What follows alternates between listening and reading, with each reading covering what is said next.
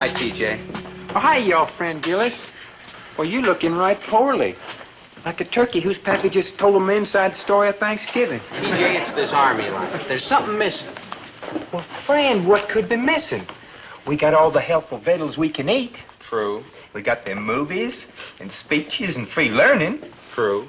And volleyball and ping pong and them checker tournaments. True. Nice clean bunks to sleep in and pretty new suits to parade around in. Well, friend, what in the world could be missing? Does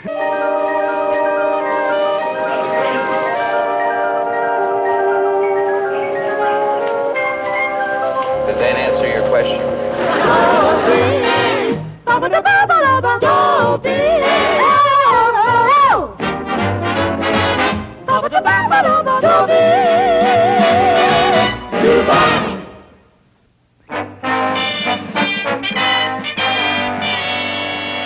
Yep, he's enlisted too.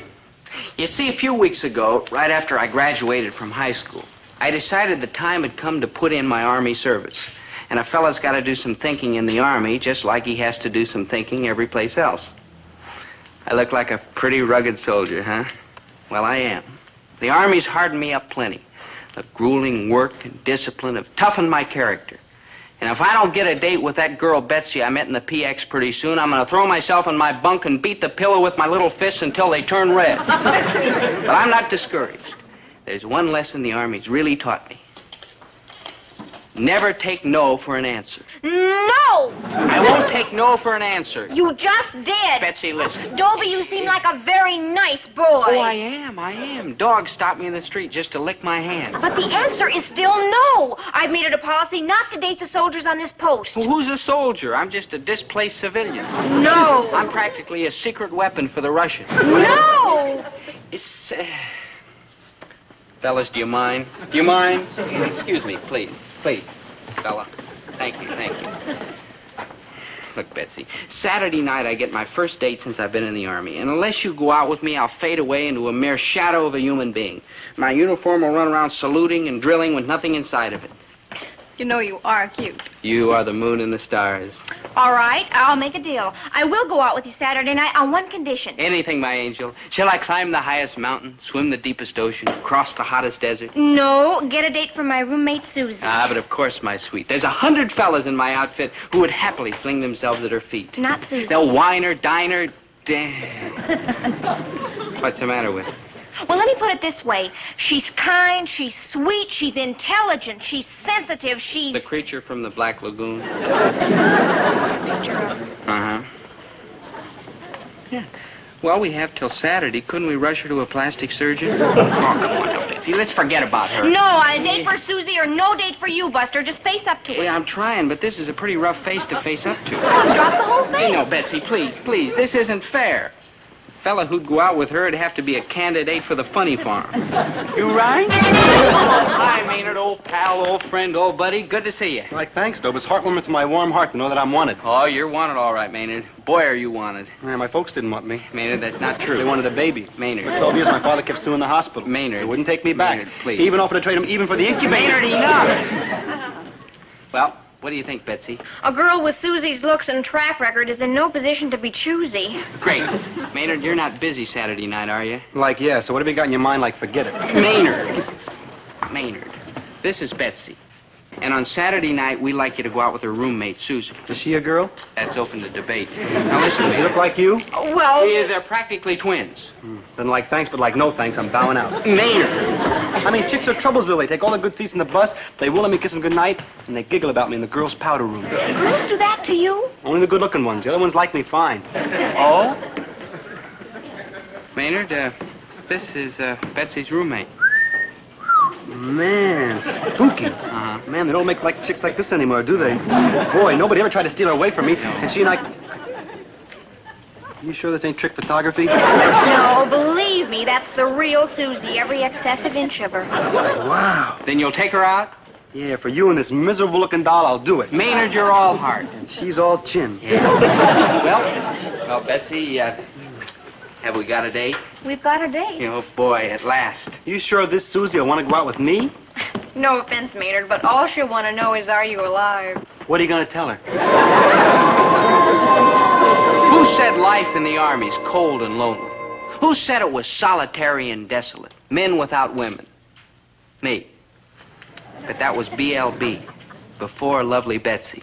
And that turned me into a VHS, very happy soldier. We always use initials in the Army. And now that I've established this VIP beachhead, nothing's gonna stop me from keeping that date with Betsy. Nothing. I've just been stopped. Like says over there on the bulletin board? Yeah.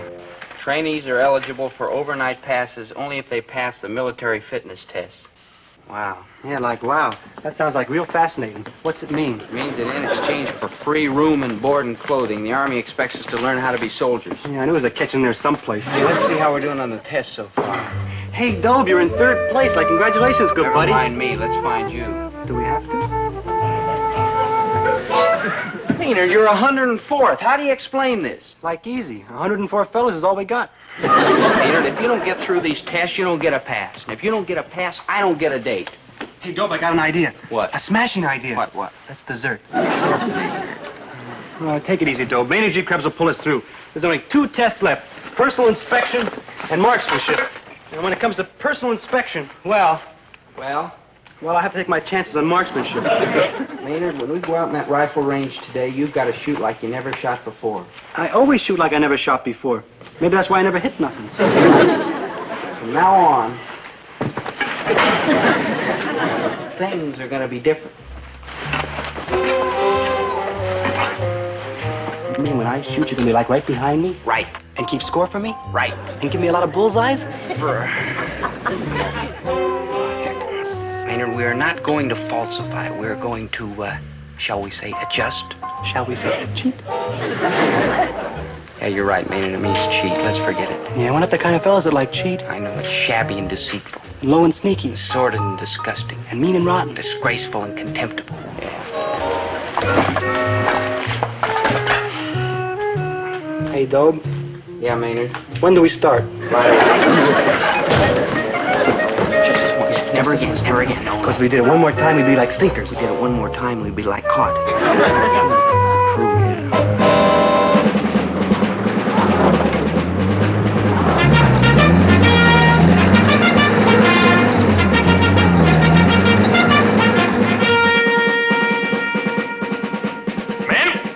I am your trained fire officer, Lieutenant Merriweather, and I'm here to tell you that this is the moment when a soldier finds out if he can handle this.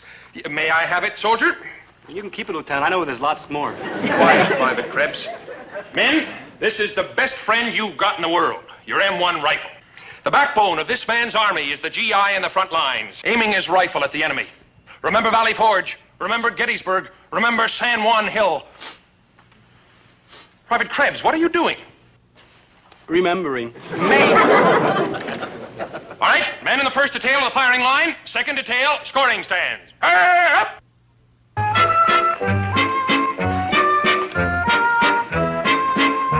first position will be standing. Assume the position and fire when ready.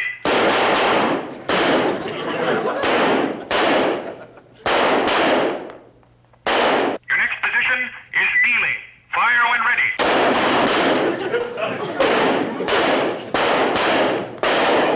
Now remember, men, we're operating under the honor system. Yeah, we sure got the system. Your next position is prone. Fire! I gotta move faster, Waldo.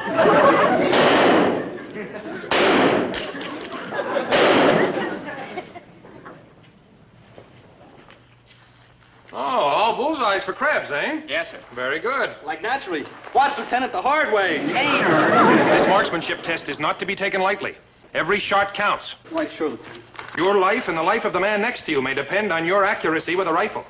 Valley Forge, Gettysburg, San Juan Hill.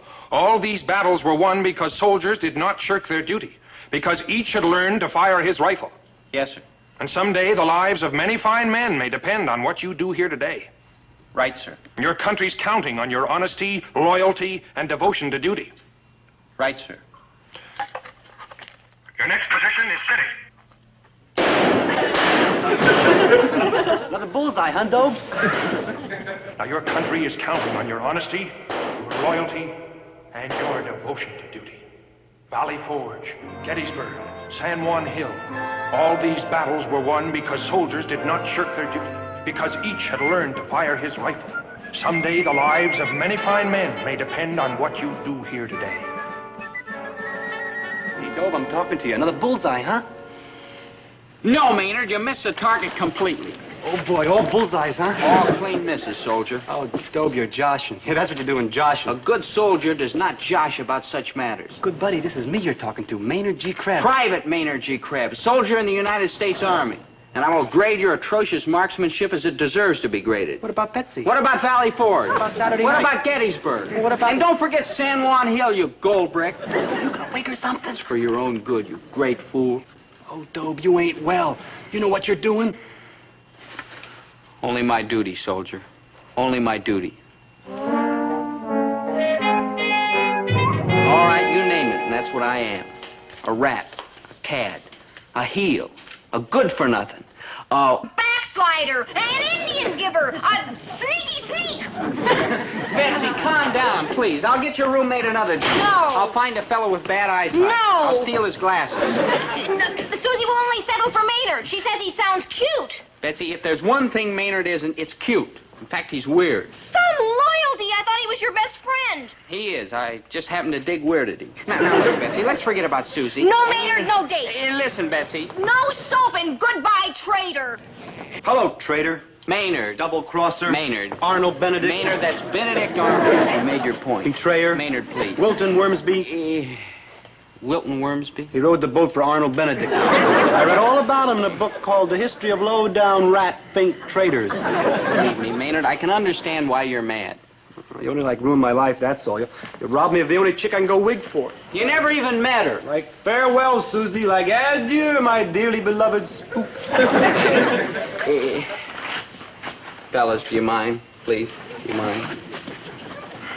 But please find it in your heart to forgive me, Maynard. I did what I did for the noblest of all human motives, patriotism, love of my country. You heard what the lieutenant said. The backbone of this man's army is the GI pointing his rifle at the enemy. Remember Valley Forge? Remember Gettysburg? Remember San Juan Hill? I wouldn't mind visiting them places, but I wouldn't want to live there. Those battles were won by American boys who knew how to shoot straight. That's why I had to do what I did on the rifle range. You mean on account of this patriotism jazz you're dumping Betsy? I could not love her half so much, loved I not honor more. You're like a real human being, Dobe. But we're not licked yet, soldier. Yeah, we're not licked yet, soldier. We're not? We're not. We can still keep the date if you pass that Saturday morning inspection. Your Dobe. bunk will be spick and span. Dobe. Neat and trim and tidy. Dobe. Bright as a penny, clean as a whistle. Dobe. What is it, Maynard? This is Maynard G. Krebs. Have you ever seen my bunk?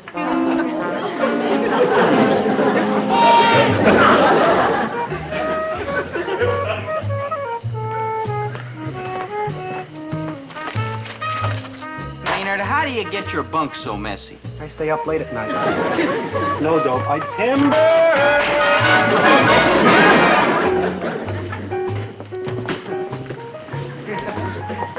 Oh, no, Dope, not my footlocker. You don't open my...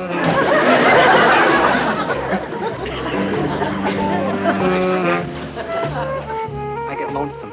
Maynard, I've got to clean up this place. It's got to be done because nothing's going to stop me from seeing Betsy. It's a big job, but I'll work like a bulldozer. You're all heart, Dope, except for the party that's bulldozers. Dope, no. Don't make me get rid of him. He's just like the bunny in my story.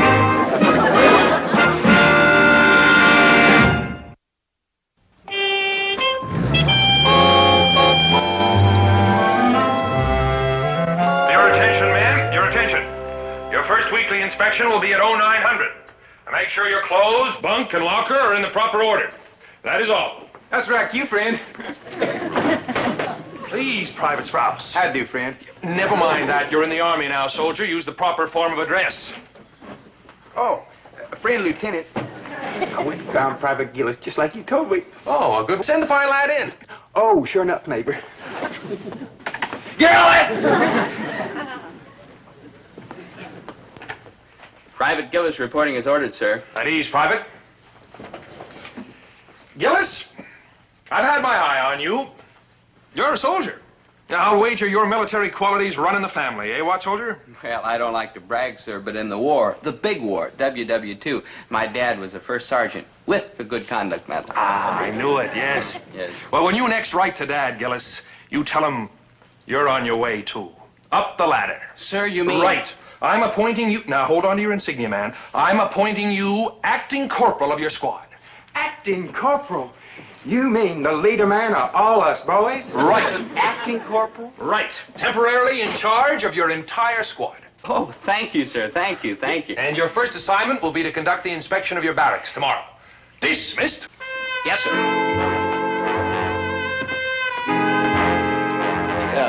Sir, you mean you want me to inspect the fellows in my own barracks, flunk whoever I want, pass whoever I want? Right.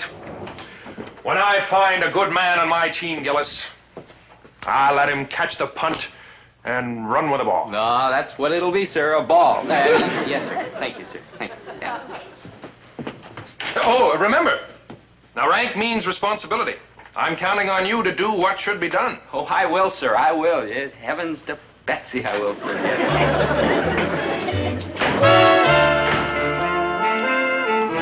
How do I look, Dobe? Like pretty military, huh? Maynard, one look at you and the enemy would surrender. You really think so? No. Me neither. Don't worry, Maynard. Everything's under control. What? Maynard, I'm making the inspection. Understand what that means? Yeah, it means you're going to cheat and Maynard. falsify. That's a just. Yeah, adjusted the score on the inspection, so I pass. Right. Like right. Like, wow. Like, wait.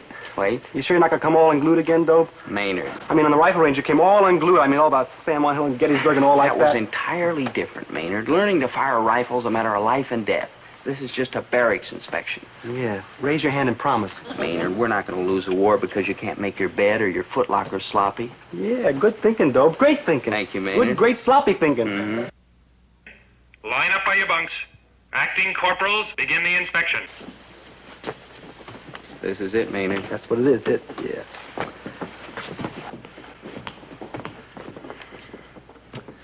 Those blankets should be tidier, soldier, and those corners could be trimmer.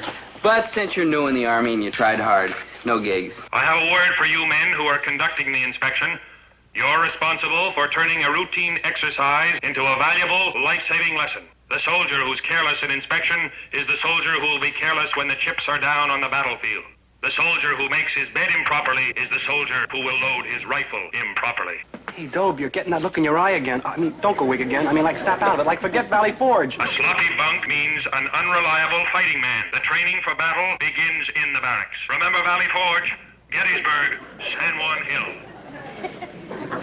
Private Quimby, for that miserable sloppy blanket, 3 gigs. Ooh. For those messy corners, another 2 gigs. Ooh, that smell. Oh.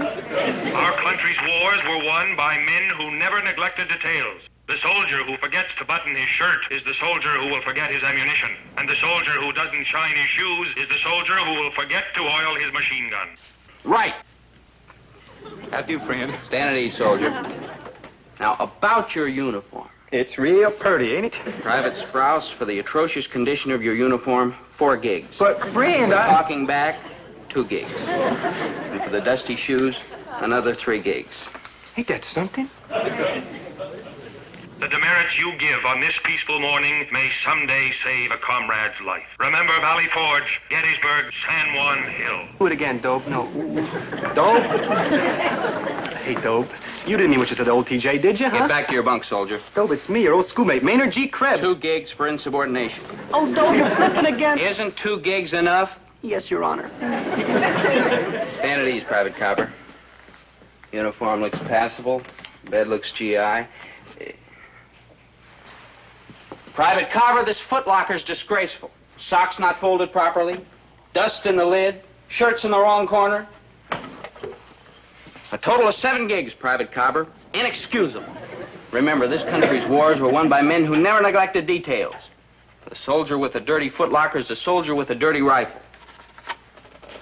You're not doing your fellow soldiers a favor by being easy on them. What your buddy learns now may someday save his life. Be firm. Be tough. Someday your buddy will thank you for it. Private Krebs?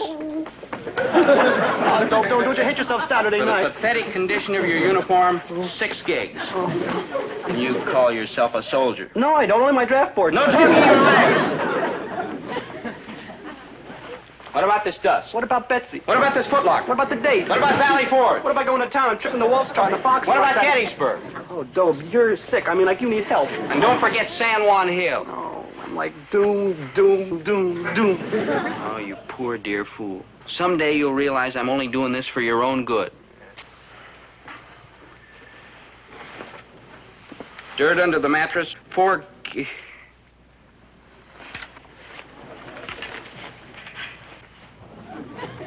Half a hamburger. 5 gigs. 10 up.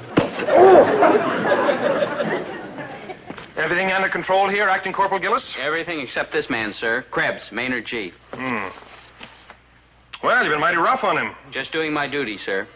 Tell me, isn't this Krebs a personal friend of yours? Yes, sir. But to quote the lieutenant, rank means responsibility. Well spoken, soldier. But rank must learn to temper justice with mercy. But, sir... No talking rank, soldier. Now, this man has had a very rough 4 weeks. Oh, they've been like miserable. He's obviously done his best. My miserable best. So I think we'll forget the demerits this time and give him one more chance. You mean I like pass? For the time being, yes. I think it might be a good idea for you to get away from the post for a few hours. It is my dearest wish. But, sir... Talking again, huh? Private Gillis, I'm proud of you. You've been a bit overeager, perhaps, but I know you've done this to your best friend, the better to prepare him for the battle. That's true, sir. And, Private Krebs, be grateful. Friends like this are hard to find. Not for me. Oh, y'all friend or foe? Private Sprouse. Oh, how do, friend? Private Sprouse, do you know the first general order of a sentry on duty? Well, Well, no. Oh.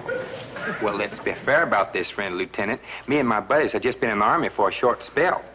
And I mean, you can't expect us to know all them general orders and such in such a itty-bitty time now, can you? You know, I think I can. Oh, I think you're funning me, friend Lieutenant. Nobody could know all that stuff except some cotton-picking military genius. he might just be. Private Sprouse, report to the Corporal of the Guard. Tell him you're being relieved of duty. By who? By a cotton-picking military genius.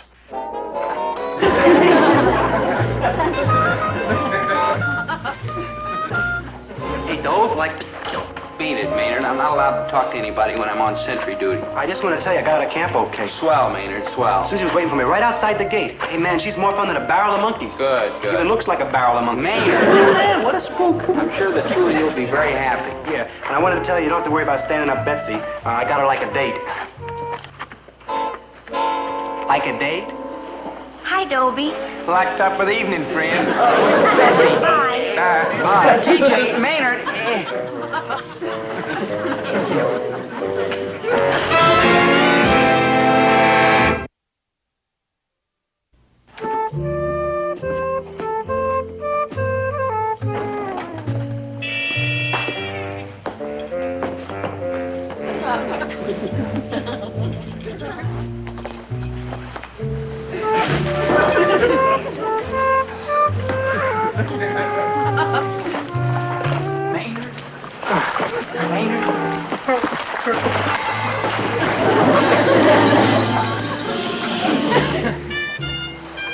Maynard, where have you been? It's after 3 o'clock.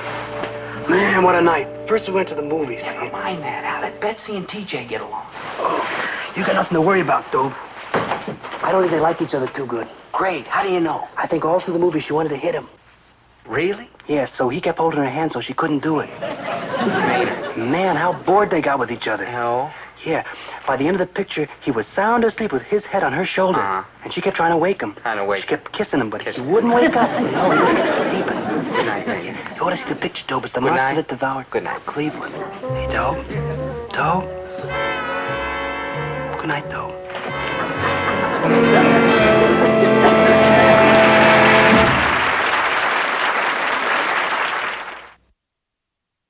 Raconteur and Gourmet invites you to inspect his shiny new trinket. Kindly refrain from pinching the metal, Oh, girls. Chatsworth, it's adorable. Yes, it is rather. We got it as an accessory with one of Mumsy's big cars. Chatsworth, it must be simply smashing to be so rich and debonair and man about town. Now, stop that now. I shall become too big for my britches. Imported llama's wool, of course. Chatsworth, why, a girl would rather go out with you than any other fellow in this whole town. You're the most desirable and gallant and...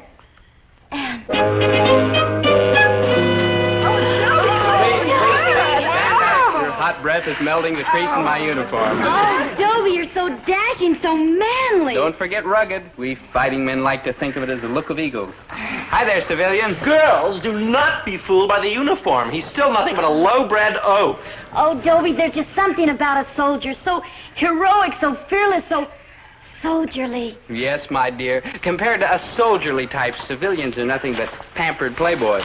Oh, I'll bet his mother still has to feed him. Oh, come now. Where did you ever get such an utterly fantastic... Chatsworth! Now, you come here at once.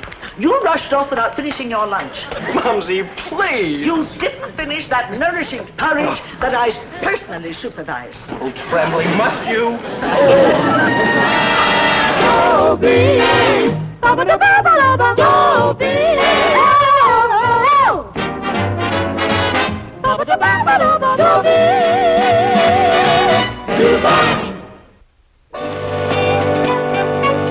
Remember me? Dobie Gillis, former civilian? What am I talking about? Former civilian. Only the uniform's military. The rest of me's is as civilian as a pair of black and white shoes. But there's one thing I've got to give the Army credit for. Teaching me how to be a man. Right? Right. No babying, no spoiling, no pampering. And I can hardly wait to get back to civilian life to have somebody start babying and spoiling and pampering. Not that anybody ever did. Not me. But on the other hand, you take Chatsworth Osborne Jr. No, Mumsy, no. I shall not eat one more spoonful of caviar. Stop your yapping. I am not yapping. Mumsy, I have something to tell you. I am leaving home. The little bird is flying from the nest. Oh, will you stop those ornithological references? I have had a... Chatsworth, you are leaving home. Precisely. Ah. I'm going out to face the world. Ah. I've enlisted in the Army. Oh, ooh. I shall become a bold warrior. Oh, every day you sound more and more like your uncle. Stupid J. Osborne. I have had my fill of being a pampered playboy. I long to be manly, dashing, gallant. I, too, wish to have the look of eagles. Oh, but you do, boy. You look more like an eagle than anyone I know. Mumsy, please. Especially around the beak. Mumsy, I am determined to succeed on my own. Oh, what rot. It's impossible for you to succeed without your mother's help. You're far too nasty. That's where you're wrong. I was elected manager of the basketball team without your help. After I bought uniforms for the entire squad. Oh, let's face it, Chatsworth. Without me, you are an utter dud. All the more reason why I should leave home instantly. I am leaving for camp immediately, where I shall become a soldier, a fighter, a hard, tough man among men. Trembly. Yes, ma'am. Remember to pack all my lamb's wool socks and several electric comforters. I hear tell those beastly bags are not even steam heated. This army that has accepted you, is it the American army? Mumsy. Oh, well, I won't have it, that's all. You can't go because I forbid it. Now, Chatsworth, it seems but yesterday since I fed you, tucked you in, sang lullabies in my glorious contralto voice. It seems but yesterday. Beg pardon, madam. It was but yesterday. Are you going to believe a calendar or what is within a mother's heart? Oh, yes, madam. Mumsy, I am going, and nothing you can say or do will stop me. Ta-ta. I must away to the conflict. 1, 2, 3, 4, cross the room and out the door. Oh, he is a nasty boy. Oh, he's independent, but he is nasty. Hello, a long distance. Give me, well, whoever's in charge of the army. No, you idiot, I don't want to join it. But I may have to buy it. See how unpredictable and dangerous life in the Army can be? We learn to deal with flame, flak, fire, and then along comes a new and even more frightening menace, like Mrs. Chatsworth Osborne Sr. But I'm proud to state that we are now prepared to meet whatever horrible disaster we'll ever have to face. You rang? Good buddy, guess what? What? It's the scariest thing that happened since we joined the Army. It's so scary, I'm scared to tell you. Stop pestering me. I told you I was too scared to tell. Okay, I'll tell you. Guess who's in the Army and coming over to join our platoon? A wild guess. Bridget Bardot. I said a wild guess. Rex the Wonder Horse. You're getting closer. Maynard. It's Chatsworth Osborne, Jr. Chatsworth Osborne, Jr.? Yeah, maybe we ought to, like, surrender the Russians right now, huh? Maynard, you gotta be making this up. Chatsworth's mother never let him join the Army. Anyone for war? Chatsworth, what are you doing here? I decided to join up and improve the Army's morale. It was the least I could do. And you're in our platoon? But of course. Repping good luck, isn't it? Oh, boy. Like, oh, ditto. Yeah. You chaps don't appear exactly ecstatic to see me. What is it, pray tell? Oh, nothing, Chatsworth, nothing. You just don't want me, that's all. Don't try to hide it. I'll try to get transferred to another platoon. I'll help you. Maynard. I did so want to mend my ways and cease being Chatsworth Osborne Jr. foul ball and become Chatsworth Osborne Jr. soldier. You really mean that, Chatsworth? Oh, Dobie, do it is my heartfelt wish. Then you deserve a chance, even though you were kind of a problem to us in high school. No offense. No offense. Yeah, even if he was a low-down rat in high school. No offense. Chatsworth, we're gonna get you started right in the Army. Yeah. Hey, fellas, come on over and meet Chatsworth Osborne, Jr. He comes from our hometown, and he's a regular guy. Yeah, he's a regular guy. He lives in a 48-room house on a 50-acre estate surrounded by a 16-foot brick wall. With broken glass embedded in the top. Gloriousky, I feel good all over. So Chatsworth Osborne Jr. joined the Army and tried to adjust. It wasn't easy for the Army or Chatsworth Osborne Jr. But he forced himself to act and talk just like one of the boys. But one always vacations at the Riviera following the polo season. Doesn't one? All right, men, fall in. I ain't gonna give you the rest of the afternoon off till you run through the manual of arms. Oh, great, that's a cinch. And you better run through it correct. Sergeant, surely you don't mean the regular manual of arms. I sure do. And what's wrong with the regular manual of arms, Osborne? Nothing at all. It's really quite pleasant. But don't you think that the Queen Anne salute is ever so much more chic? What kind of salute? Queen Anne, as practiced by Her Majesty's Royal Fusiliers. Observe.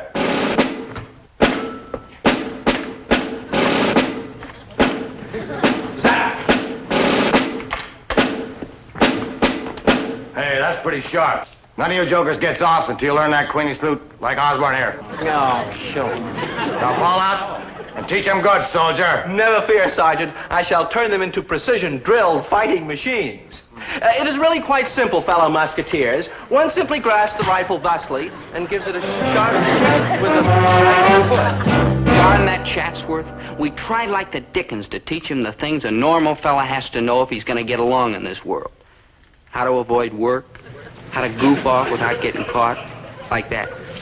It took a lot of effort, but finally he started to catch on. The proper technique for getting along is to volunteer for everything. That's the proper technique for becoming a hospital case. Chatsworth, you've got to stop volunteering and showing off, or the fellas are going to murder all of us. Yeah, we come from the same town, so we're up to our elbows with you, like 3 peas in a pot. Maynard, that's pod. Dear, I suppose you're right, Dobie-Doo.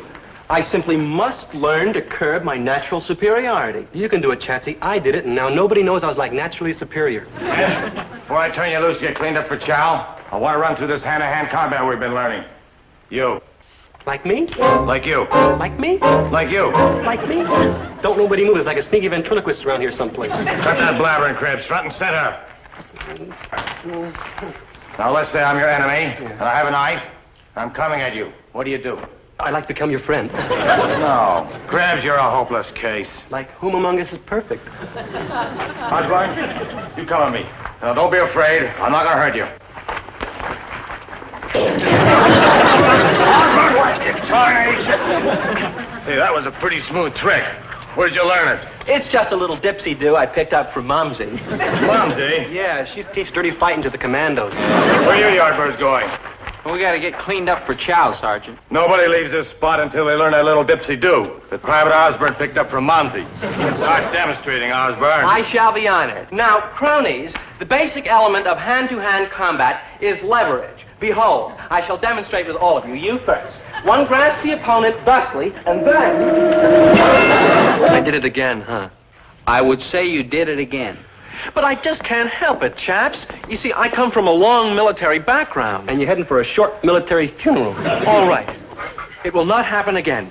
I shall lower myself to the level of you common men, or I am not Chatsworth Osborne Jr., gentleman, scholar, and noble gladiator.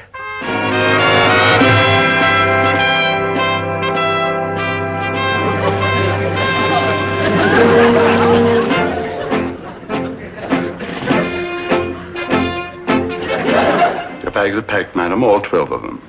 And the trunks. All 12 of them, too, madam. Good. I shall go to Chatsworth camp immediately. Madam, What is it? Speak up, man. no offense, madam, but below stairs we're wondering if you're not taking Master Chatsworth's enlistment just a trifle too seriously. Nonsense! Whatever gave them that idea?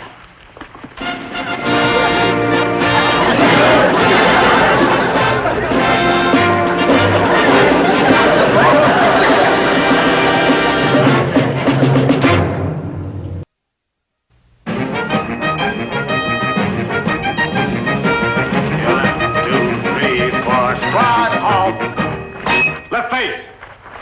At ease. We have 5 minutes before chow, men. We're going to brush up on a military field manual. What is the first mission of the commanding officer in analyzing training directives? Anyone? Osborne? The first mission of the commanding officer is to attain and maintain a prescribed level of combat operational proficiency. Excellent. Now, what is the second mission of the commanding officer in analyzing training directives? Anyone? Osborne? The second mission of the commanding officer is to conduct replacement training in training units for specialized operations. Correct. What is the third mission of the commanding officer in analyzing training directives? Osborne, you know that. I haven't the faintest idea, sir. You men have been slopping around like a bunch of tired washerwomen. Now, who wants to make up for it by volunteering to carry dispatch to company headquarters? Boy, what a bunch of gold bricks. Attention! Dismissed.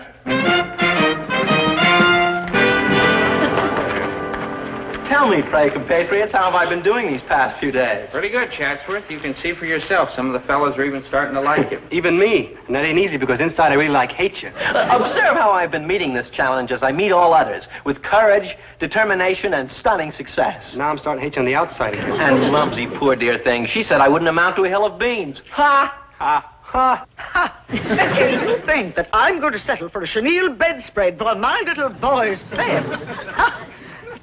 I want pure silk, or I'll fly my own in from the Orient.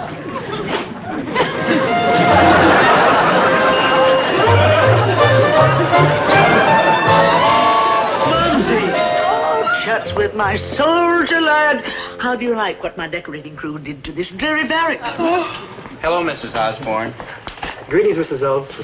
Good heavens, when did the invasion take place? Hello, Mrs. O. I'm Maynard G. Krebs, a soldier in the armed forces.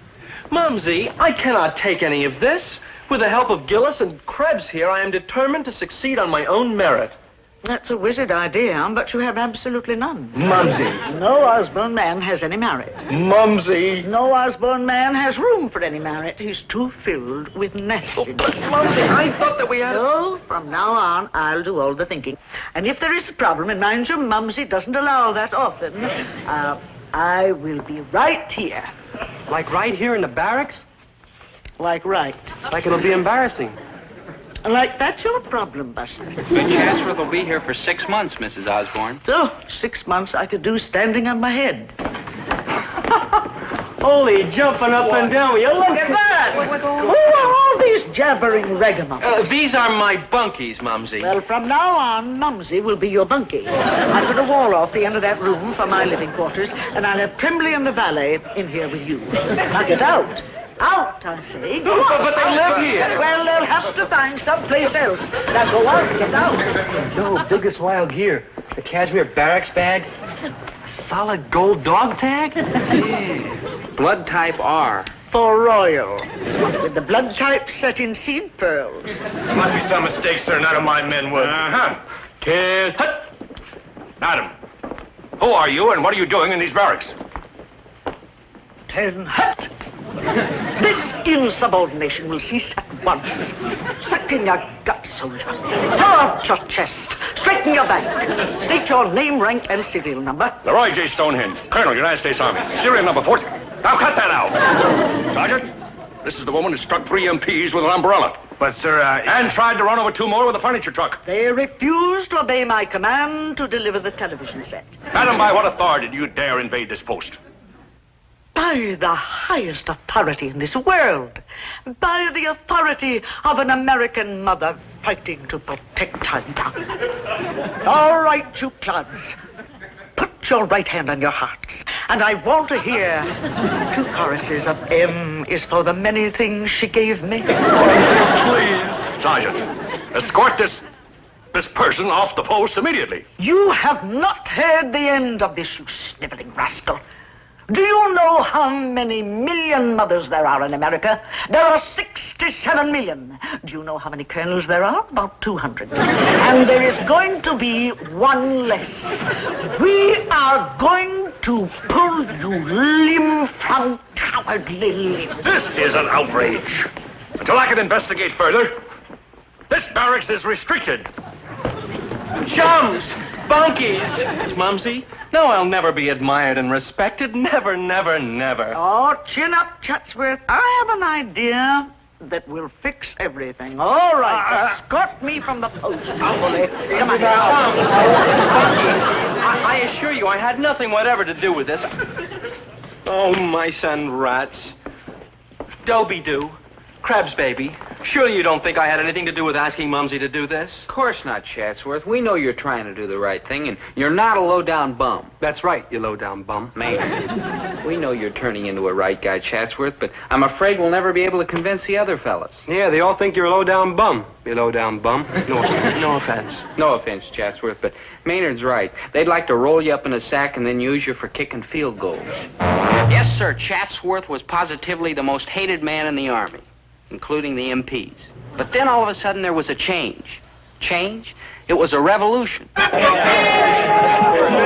Chatsworth, everybody loves you. Oh, lovable. Well, yesterday I was hateful. You're the most lovable, hateful fellow in camp. But I'm bewildered. Why all at once am I everybody's beloved friend? Haven't you heard? How can I hear? Nobody talks to me. But whatever the reason for my sudden overwhelming popularity, I'll wager I know who's behind it. Now, gentlemen, as you see, I have bought up all the lands in all directions adjoining this army post. Now, I will show you a full-scale model of the recreation center which I intend to donate to this army base. We are most anxious to see it, Mrs. Osborne. Naturally you are. Very well, stand by, hats off, and voila. Where? This is the recreation center I will donate to this post. Mrs. Osborne, you are a jewel in the crown of American motherhood. Oh, please, no fawning, Colonel. Now, here we have the 5 indoor swimming pools. Here are the tennis courts. Here's the polo field. Superb. Over here, we will maintain 28 lanes of bowling, 4 ballrooms with continuous floor show, and a free gum. Bully. Quiet, please. And that high tower will be my living quarters. As you know, I will take up residence on this post. We wouldn't have it any other way. Naturally. Well, gentlemen, I have 10,000 cubic yards of cement to pour before dark, so you will excuse me. Oh, Mrs. Osborne, just one more thing for the press releases. Now, what are we calling this glorious pleasure dome? Why, the private first-class Chatsworth Osborne Recreation Center. What else? At ease, soldier. What? Well, I'll see about this. Like, hey, here he comes. Come on, fellas, all together. For he's a jolly good fellow, for he's a jolly good fellow. Yeah! Golly, chaps. Do you really and truly mean it? Am I really and truly a jolly good fellow? Yeah, like the jolliest and like the goodiest. Chatsworth, you're everybody's friend. Hey, let's give him a ride through camp and prove how much we like him. Yeah.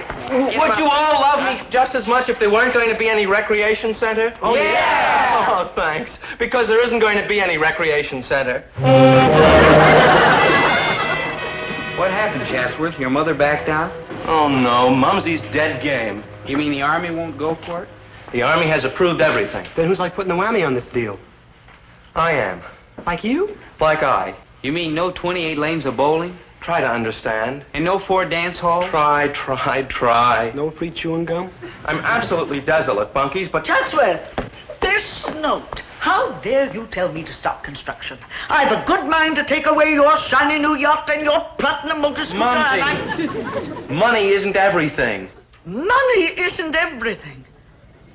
Oh, doctors, nurses, medics. Oh, this boy is not well. Stretcher bearers. Mumsy, I am quite well. Oh, ridiculous. No Osborne says money isn't everything unless he's completely out of his head. Now, hear me, Mumsy. I am simply trying to tell you that it is impossible to buy respect with basketball suits and recreation centers.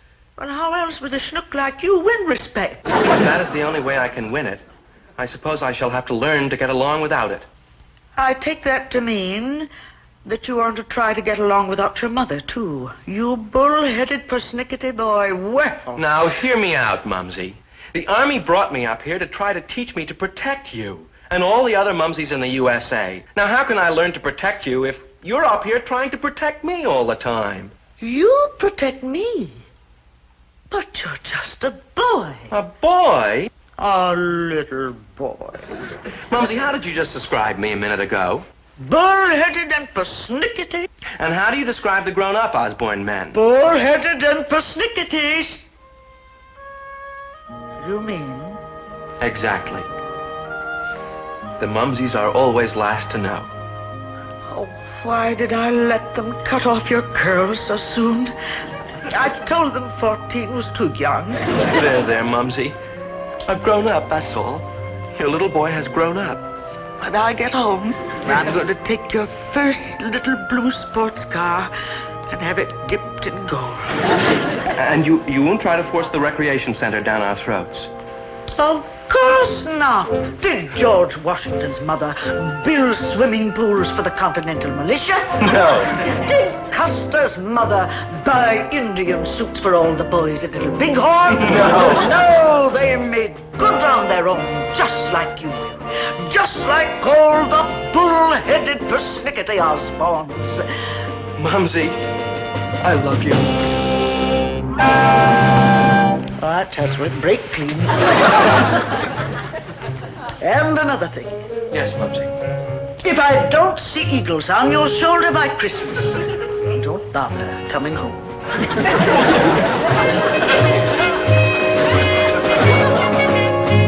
Maynard, that Chatsworth's quite a guy. Dobe, how can you say such a thing about a creep who slickered us out all that free chewing gum? Maynard, let me put it to you this way. You're sitting in a foxhole alongside another soldier, see? And the guns are firing and the shells are exploding all around you. Me, Dobe? Maynard, it's just a for instance. Now, if you were in this foxhole, what kind of fellow would you like this other soldier to be? I don't want one soldier. I want like a whole regiment. Maynard, the soldier fighting beside you ought to have guts. Good old-fashioned guts. Like true. Like true. And I give you the first man in history with the guts and the courage to stand up to Mrs. Chatsworth Osborne Sr. Good buddy, chum, foxhole pal. Hold on, chaps. What's going on? No offense, Chatsy, but we love you. You're not saying that just to make me feel better. You really mean that? Sure we mean it, Chatsworth. You're on your way. Before long, you'll be one of the boys, a real soldier in the U.S. Army. Just like me. Oh, for joy, for joy. If the Army can take the two of you, then bring on the enemy.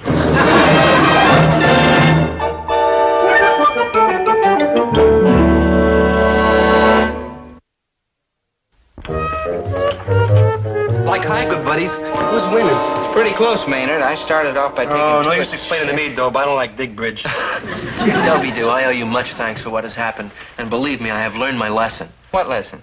I'm going to curb my natural superiority. Attaboy, Chatsworth. Starting tomorrow.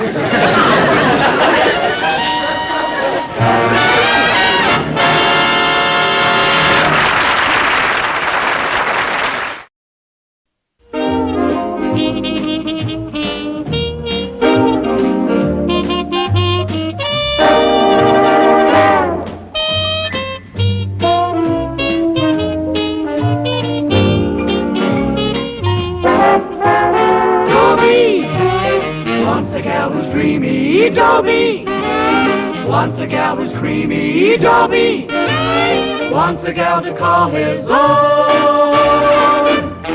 Is she blind? tall? Is she dark? Is she small? Is she any kind of dreamboat at all?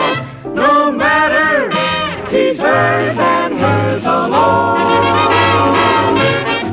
'Cause Dobie has to have a girl to call his own.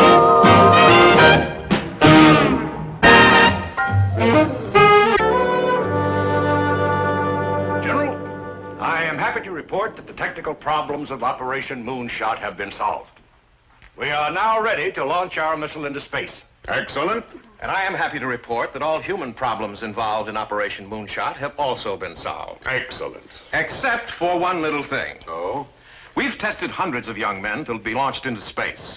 Fine, strong, intelligent, capable specimens. Top drawer. But that is precisely the trouble with our experiment. We've tested only superior specimens. The average man is neither so strong, nor so intelligent, nor so capable. True, true. Well, what do you suggest, Doctor? Well, since most of our missile flights will be carried out by average, not superior persons, it is vital that we carry out one more test. Let us find not the most strong, intelligent, and capable, but the least strong, intelligent, and capable. Excellent. Once we know how much such an inferior specimen can stand, then we'll know how much anyone can stand. That is high-level thinking, Doctor. I will put our entire organization to work at once to find such a specimen.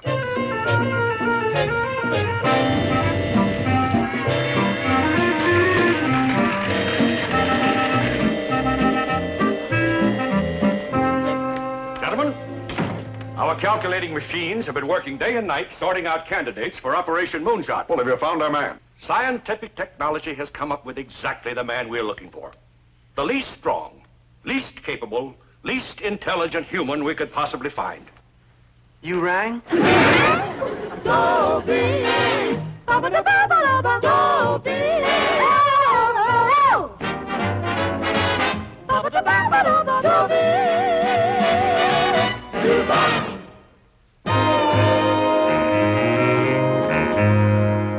Since I got into the Army a few months ago, I've been proud of many things. The way my platoon shaped up into a real tough fighting outfit, the way our muscles have hardened, the way we've learned to dish it out and to take it, and the stout-hearted way my friend Maynard G. Krebs behaved when he found out exactly what kind of an experiment he'd been chosen for. Let me out of here. I ain't gonna go zooming into that wild blue out there yonder. Let me out of here.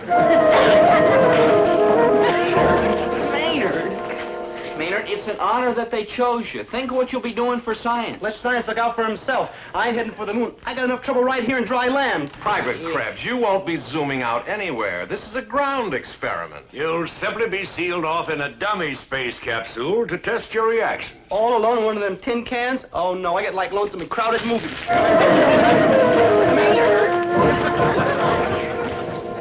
Oh, you gotta watch him. He's kind of tricky. At ease, Krebs. You won't be alone. There's another participant in this experiment, Corporal Kilroy. Corporal Kilroy? You two will be spending a lot of time together.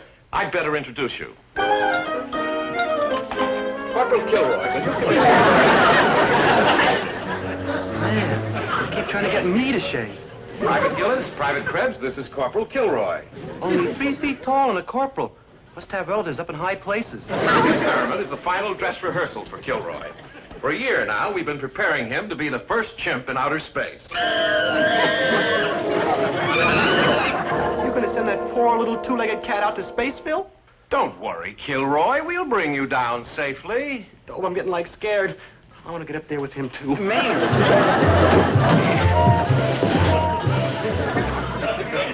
I warned you to be careful. That creature is the backbone of our experiment. And so is the chimp. We're trying our best to calm them down, sir. They're both frightened to death. Well, talk to them. Tell them they have nothing to fear. Use reason, common sense, logic. Well, according to our survey, that might work on the chimp, sir, but I'm not so sure of Krebs. Sir, may I talk to Private Krebs, please? Oh, yes, go ahead, son. Do your patriotic bit to save Operation Moonshot. Yes, sir. Maynard, it isn't often that a fella gets a chance like you're being offered to serve your country, to serve science, to make this a better world. Couldn't I do all them things home in bed? And this is the kind of assignment a man should be proud to undertake. If you go through with it, you'll be a better man, and civilization will be better off because of your contribution. Gee, Dope, I'm getting like all misty. There, Maynard. There, Kilroy. If I can do it, you can do it. Krebs and that chimp are going to present tremendous difficulties. Locked in that capsule for a month, there's no telling what they'll do. What we need is somebody to control them. Exactly. Dr. Halsey, you mean... Right. There's only one other man absolutely essential to the success of our space program. Yes. No! Couldn't we, like, trade this gig in for 8 years on KP, huh? We can peel potatoes like nobody's business. Quiet, Gillis, Krebs. Now, I order all of you to stop being afraid. This is only a dummy space capsule. It's never going to leave the ground. The real one is over here. This is the one that's going up into space. Now, you three pioneers are going to be sealed off in this capsule for the next 30 days. That's so we can observe your behavior under the cramped conditions, the endless monotony, and the terrible loneliness of space patrol. You'll eat nothing but the concentrated food pellets in this glass jar.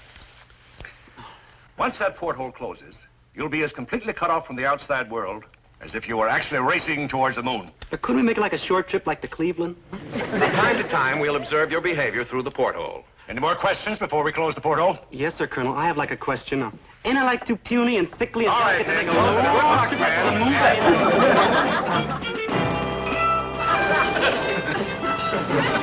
Welcome to Insecure Airlines. Maynard. Care for some chewing gum? Look. Coffee, tea, or milk, sir? Maynard, take a nap. Wake me when we pass Cleveland. Maynard.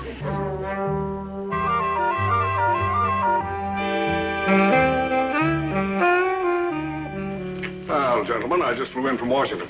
Well, what's the men's condition after 8 days in the cabin? One is sleeping. Krebs? Gillis. One is pacing anxiously, showing anxiety. Krebs? No, the chimp. He's climbing up into the pipes. The chimp? No, Krebs. Uh-huh. Strain is beginning to tell. He's starting to twirl a yo-yo. Krebs? The chimp. Well, what kind of condition are they in? We won't know until we give them a thorough physical examination at the end of the 15th day. Now they're starting a regular afternoon card game. Gillis and Krebs. No, Gillis and the chimp. Krebs is still up in the pipes. We might as well leave now. We'll never learn anything from their card games. They always turn out the same. Let's quit. I don't want anybody to lose too much money. Gone. He does it every time. It ain't fair. He uses his feet. Yeah. Hey, Dope, I got an idea. Let's get some food. Food! Maynard, please, save that for work. Work! You can't eat. You just had lunch. Some lunch. 2 miserable little pills washed down by 2 more miserable little pills. Hey, Dope, just this once, can't I have seconds? Well, we're not supposed to. But I guess nobody's looking. So, okay. But this is the last time. One to my fuzzy buddy.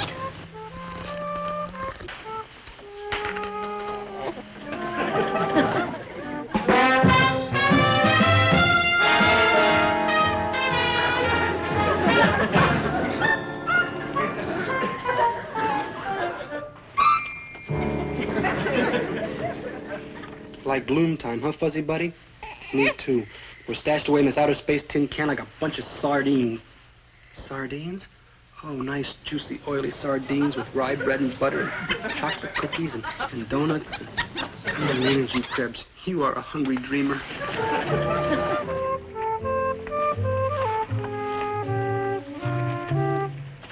Oh, it's no use trying to bust out, fuzzy buddy. This is the Alcatraz of Spaceville. We're gonna be stuck. You know what you're doing? You're like digging an escape hatch. That's what you're like doing. Oh. Ooh, and you know what's out there, fuzzy buddy? You know what's out there? Food. Food! Ooh, like, wow. Oh, boy. And no, I can't do it. Man, will you hold it down? What are you doing? Nothing, buddy, nothing. You just go right back to sleep, huh? La, la, la, la, la, la, la. Don't wake him up. He's square and he don't like big cheating. And that's what we're doing, cheating. We're supposed to be helping our country on an experiment, the United States of America. And my conscience won't let me do it anyhow. But my stomach's growling so loud I can't hear my conscience. Well, if I go, they'll shoot me for a deserter. Of course, if I stay, I'll be so skinny they won't have nothing to shoot. Oh, Mangy Krebs, what are you? Strong, patriotic, self-sacrificing, heroic coward who's going to help his country. Or a weak, cowardly, wishy-washy, hungry coward who's going to find himself a big, sizzling, succulent, savory steak to eat. And I just answered my own question. Come on, we'll go get something. You wait here till I get out first. Wait.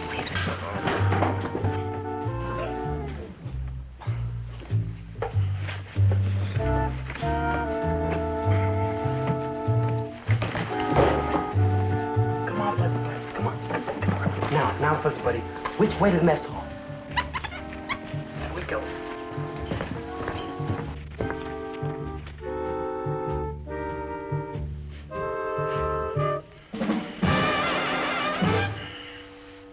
Maynard? Yeah, good buddy? Maynard, I must be dreaming, but what a dream. I smell roast chicken and potatoes swimming in butter and hot apple pie. Man, you're sure dreaming up a slew of kicks. You better head back to Sleepsville. Hey, Dobe, since we're stuck with them little white pills, and since we're all American type heroes, we ought to like to use willpower and never give way to life temptation. Maynard, where'd you get that roast chicken? Hey, you're starting to talk real good.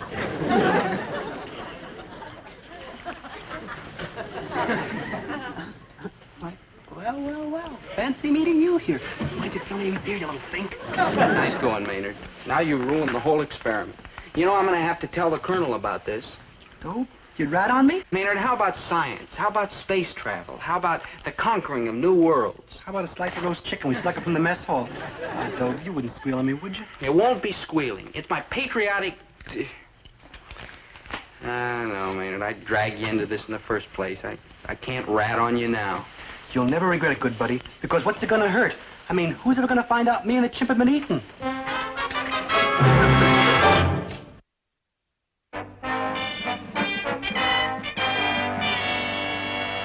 Amazing.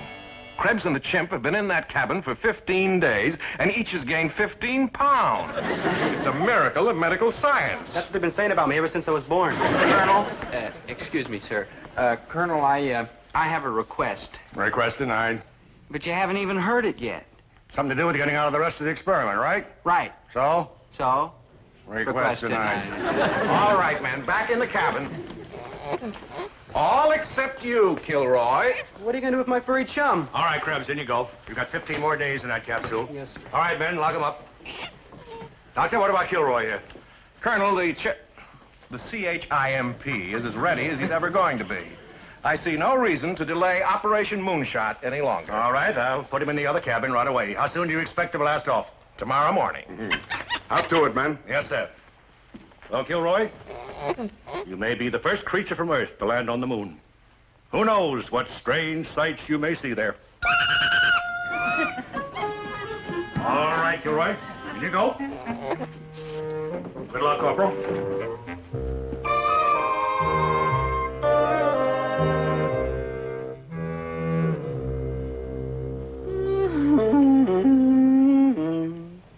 What's wrong, Maynard? No, nothing, Dope.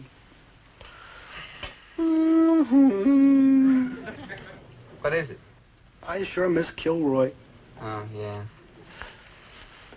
Huh? Now what? I sure am hungry. Yeah.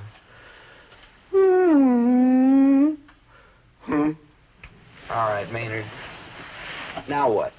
I sure miss Kilroy, and I sure am hungry. I'm hungry, yeah. Well, why don't you go out and look for some food? And for Kilroy? Good thinking.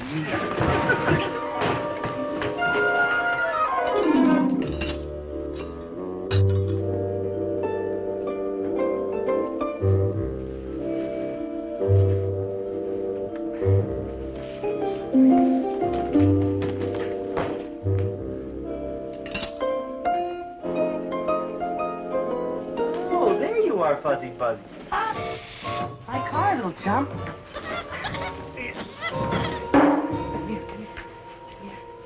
I got like lonesome without you. Yeah. What's been going on, huh?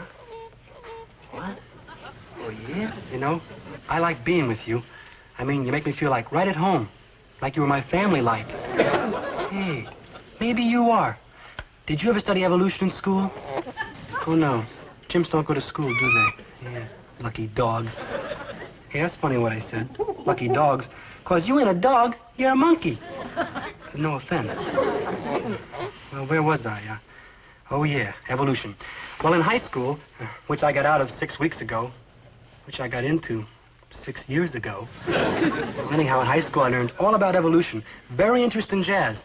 You see, men and monkeys all have the same ancestor. Darwin, I think he is. And he believed in the survival of the fattest.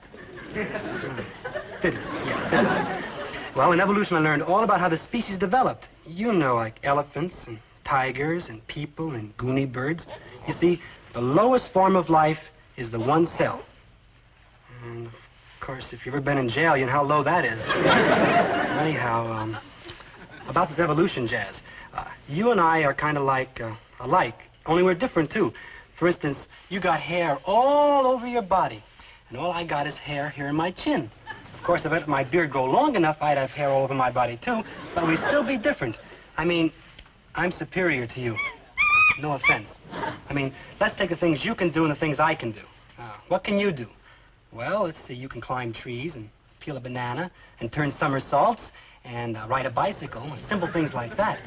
Now, me, on the other hand, well, come to think of it, I don't climb trees too good, and I do have a lot of trouble peeling bananas. I usually have to get Dobie to help me. And if you want to know the real truth, I ain't the greatest at turning somersaults. But I do know how to ride a bicycle. Well, it's not a bicycle exactly. It's more like a tricycle. I wonder why they keep telling me I'm superior to you. Well, it says so in the book, so it must be true. On this planet anyhow, and but where you're going, Fuzzy Buddy, things might be different. I mean, on the moon and Mars and all like that, maybe you'll be superior. I mean, if all them outer space cats got like 6 eyes and 8 legs and green and purple spots, like I saw in the movie The Monsters Devoured Cleveland, you gotta be superior. Boy, I hope you don't run into them cats with 6 eyes and 8 legs and green and purple spots. Man, it gives me goosebumps just thinking about it. I wonder how come we want to go up into space anyhow. I mean, all that money getting spent and all them scientific brains thinking and all them engineers engineering. All that work just to go up there and see cats with 6 eyes, 8 legs, and green and purple spots. I mean, what good does it do? If we took all that money and put it to work right here on Earth, we'd be a lot better off than flying around in space, I bet you. Gee, think of the good things we could do. Like curing the common cold and getting hi-fi sets for everybody in the whole world. Man, what a swinging planet we'd have. Ooh, yeah. Everybody dancing and nobody sneezing.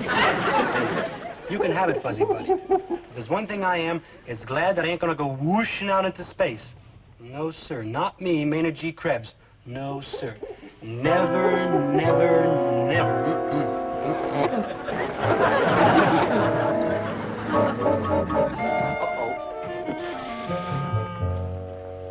All right, then. Seal it up. And tell the porthole. Doctor doesn't want the chimp to get nervous. Make sure the escape hatch is secure. Well, men, you are about to witness history. Inside that capsule is a little chimpanzee named Corporal Kilroy. But is he a mere chimpanzee? No. He's American vision, American know-how, America's promise to lead mankind into a brave new tomorrow.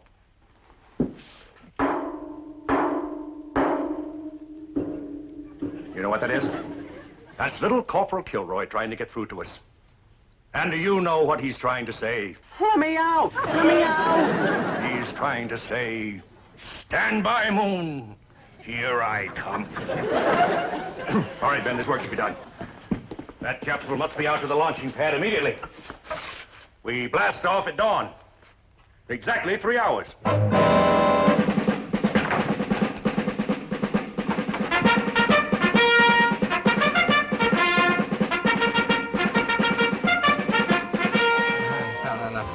Don't kiss me so much, girls.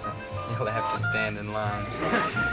And your hot breath is melting the buttons on my astronaut uniform.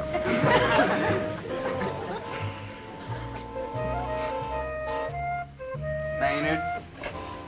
Maynard, I was dreaming again. Maynard? Maynard? You see all these beautiful girls. Maynard?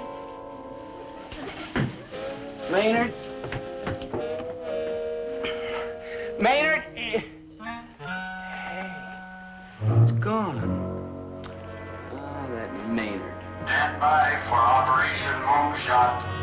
Prepare to blast off. We will now begin the countdown. Countdown? 200, 199, 198, 197, 196, 195, 194, 193, 192, 191, 190, 189, 188, 187, 186.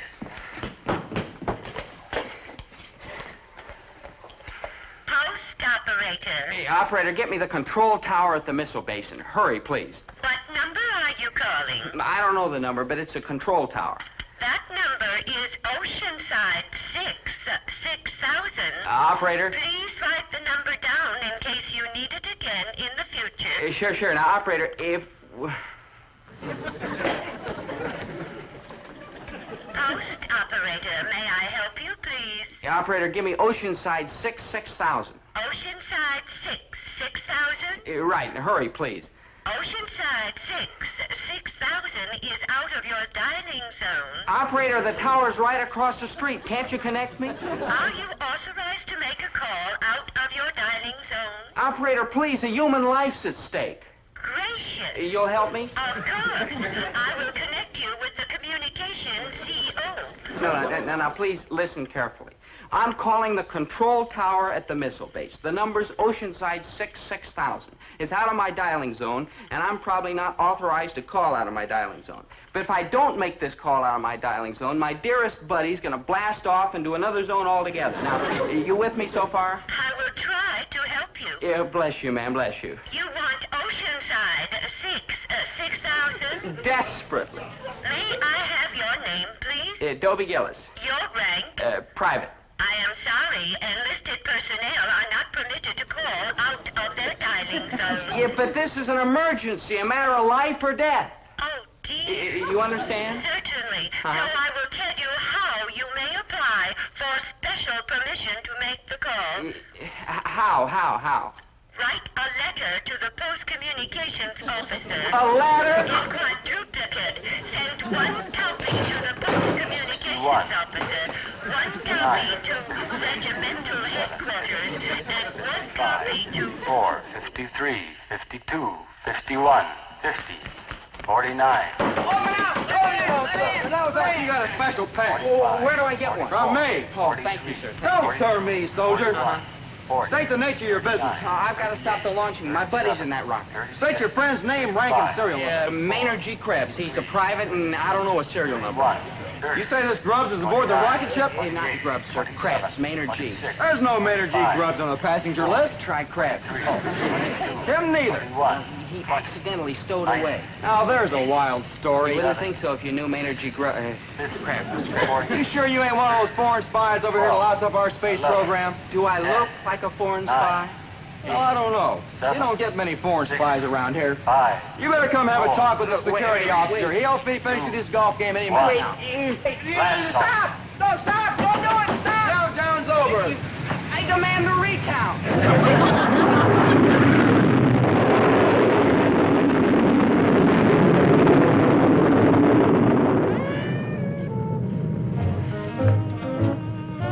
Goodbye, Maynard, old buddy.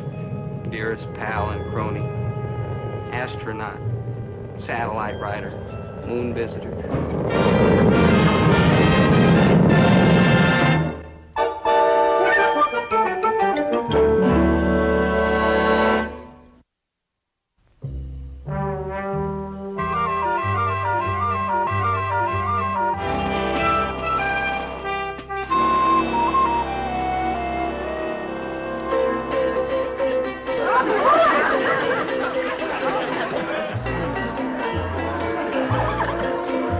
Thank you. You moon people are like real friendly and like real cool.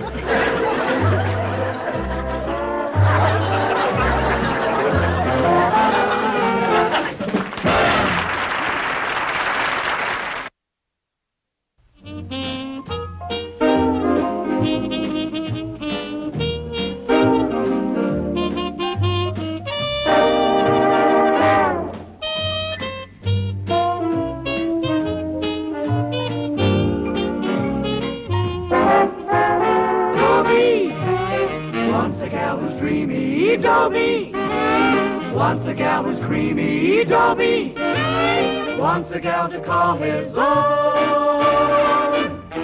Is she blonde, is she tall, is she dark, is she small, is she any kind of dreamboat at all?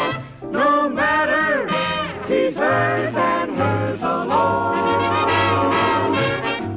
'Cause Dobie has to have a girl to call his own.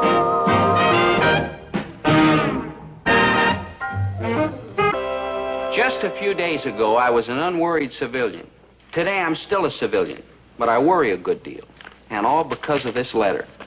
And it started off so friendly, too. Greetings. Your enlistment in the United States Army has been processed, and from that point on, it gets too painful to read.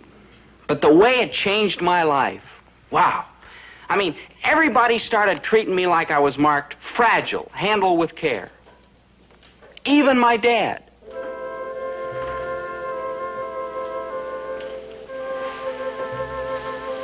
Dad, what's wrong? Oh, nothing. I was just. You just what?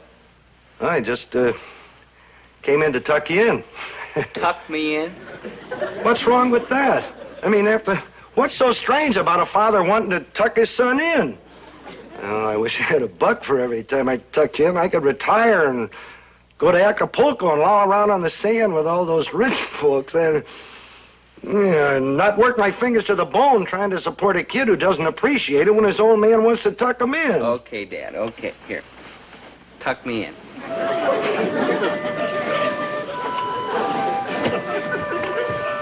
There. Thanks, Dad. Thanks. Anything else? Do you want to burp me? No, just kidding, Dad. Just kidding. Yes, Good night, Dad. Good night. Good night, boy.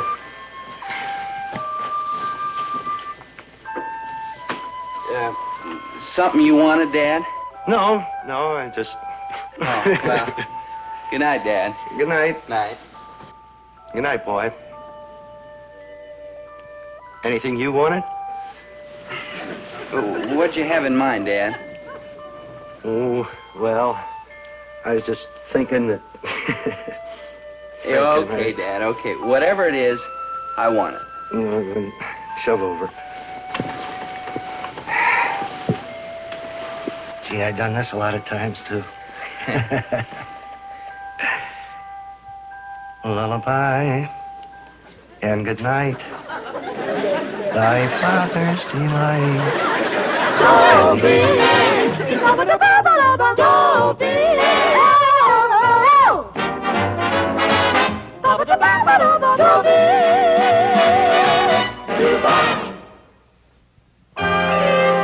Yep, that's one way my father's been acting lately. Like he had a soft spot in his heart, clear up to his head. But then all of a sudden, he'd start to act a different way. It was spooky. Take this morning at the crack of dawn.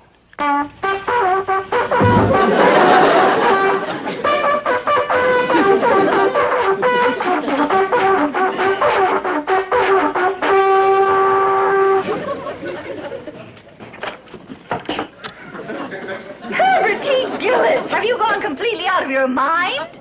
Don't you know that it's 5 o'clock in the morning? Of course I know it's only 5 o'clock in the morning. That's the whole idea. Dad, what was that terrible tune you were playing? That was not a terrible tune. That was reveille, and you better get used to it, boy, because when you get in the Army, you're going to hear it every a.m. at 5 o'clock as long as you wear that glorious uniform. 5 o'clock every morning? Right. I'll flip. You will not. No son of Herbert T. Gillis flips in the Army. Besides, this is just part of a hot plan I got to break in gradual to all these new GI things. A hot plan? Well, it better not include me. It does not, Winnie. Dismissed! Back to bed, dude. Well, that's better. Not you. Come here. Now, look, in a few days, you're going into the Army, right? Right. Why, until you leave, we're going to run this place like the best spit and polish outfit in the whole United States Army. We got to toughen you up, boy. Toughen you up. We do? Sure, and you're going to love it. Up every morning at 5 o'clock. Calisthenics, manual of arms, field rations, barracks inspection. Barracks inspection? Sure, that's where you're going to live. Oh, and you're going to be way out in front of all those new recruits. Why, when you get new recruits, hey, maybe we better get Maynard in on this. After all, he's going into the Army with you, and he might as well have the benefit of my experience, too. Yep. Down, get your back in it. Gold bricks, you. Just up, sucking your gut. Down, up, get together, come on. Poor boys, Herbert, don't be so rough on them. Winnie, you are off limits. Keep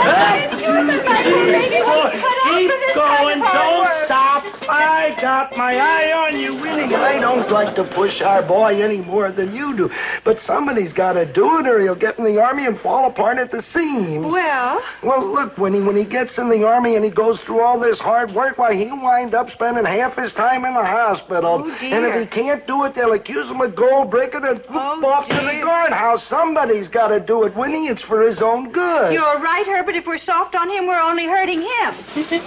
You're right, girl, right. Keep going, boys. We're not going to baby you anymore. 1, 2, 3, 4. Follow my rhythm. 1, 2, 3, 4. Follow my cadence. 1, 2, 3, 4. 1, 2, 3, 4. What words do you think of when you hear names like General Patton or Captain Bligh? Toughness, discipline, hard as nails, right? Well, by normal standards, those fellas may have been pretty rough. But they were kindergarten teachers compared to former First Sergeant Herbert T. Gillis. 1, 2, 3, 4, detail, halt, at ease. It's indoctrination time. A little like Hurt? Maynard, indoctrination is strictly mental. It'll like Hurt. Now, pay attention, boys. The Army's no hayride, you know. A sound mind and a sound body. That's what you need. Right. Now, I'm going to tell you a few things about the good old United States Army. In my book, there's nothing better could happen to a young man than the good old United States Army. Oh, well, do I remember when I was enlisted 20 years ago? What was I? A small man running a small grocery in a small town, and what am I today? A small man running a small grocery in a small town? Soldier. The Army taught me courage, self-determination. The Army taught me to be a man of character. That's right, boys. In the Army, you learn how to take care of yourselves. Self-reliance, teamwork. Not to mention probably a good trade or profession. Right. Like right. So why are we afraid of the Army, Maynard? How should I know, Dobe? You started this whole thing. Yeah. Thanks to the United States Army, I am a man of character. You asked me how the United States Army made me into a man of character? Not me. Did you ask him, Dobe? Not me. Well, I'll tell you how the United States Army made me into a man of character, because the United States Army is a great teacher. You ask me what the United States Army teaches, I'll tell you what the United States Army teaches. You ask him, Dobe? Not me. Must be an echo around here or something. The United States Army teaches you to be a man with guts, a man of discipline, a man of determination, a man of self-reliance. Dobie, you're in basic training.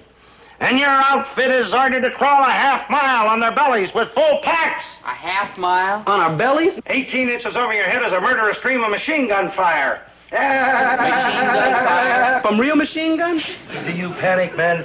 No. Why? Because you've been trained, you've been indoctrinated, you've attended the lectures. So what do? You creep and you crawl, inch by inch and foot by foot, and suddenly staring you right in the face is a murderous strand of barbed wire. Barbed wire? Like barbed wire? And there you are. If you raise your head 3 inches, he ain't got it. And 3 inches in front of you, that murderous barbed wire. So what do? I desert. I really have no right to be worried about Dobie going into the Army. He's not going to be hurt, and they'll make an even better boy of him than he is. He'll be more reliable and self-disciplined and courteous. So what are you carrying on about? Because he's my baby. Winnie, please. Oh, Winnie. Come on now. From here on in, we gotta be rough on Dobie. Unemotional. Casual. Severe. Rotten. Quiet. Now, Dobie's gonna have to keep his barracks spick and span, so I got him practicing on his room. I told him to strip it down, bare essentials, get rid of all that childish junk he's been collecting for years. A sound idea. That's right. Get him used to the lean, hard, Spartan life. Hi. I think I got most of the junk, Dad. Boy, and what a pile of junk. A busted ukulele, a Little League baseball cap, and what is this? A petrified frog. Oh, great. Just what the Army needs. A petrified frog in every footlocker. The Army's no nursery school, you know. That's right, Buster. No more silly, sentimental nonsense. Yeah, what do you want me to do with all this stuff, Dad? Burn it. Look at this. An old Parcheesi gag. Burn it? An old bird's nest. Burn it. An old torn heart. Burn it. Yeah, oh, no, you don't. Zelda. Nobody burns this priceless memento while there's breath in my tiny body. Dobie, how could you forget? Forget what? Miss Blankenhorn's Friday afternoon dancing class. Don't you remember the Valentine's Day dance? Miss Blankenhorn took a bunch of paper valentines and cut them in half with the edges all kind of jagged.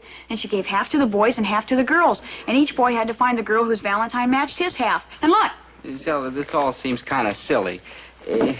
See? Dobie's matched mine and mine matched his, and I knew it was fate. I knew Dobie and I were meant for each other. Zelda! I've been saving my half since I'm 10 years old. Please, Mr. Gillis, don't make Dobie throw his away. All right. Keep the torn heart, but the rest of this junk has got to go to the incinerator, boy. Yeah. Hold it, good buddy. You can't burn this. This was the first drum I ever beat.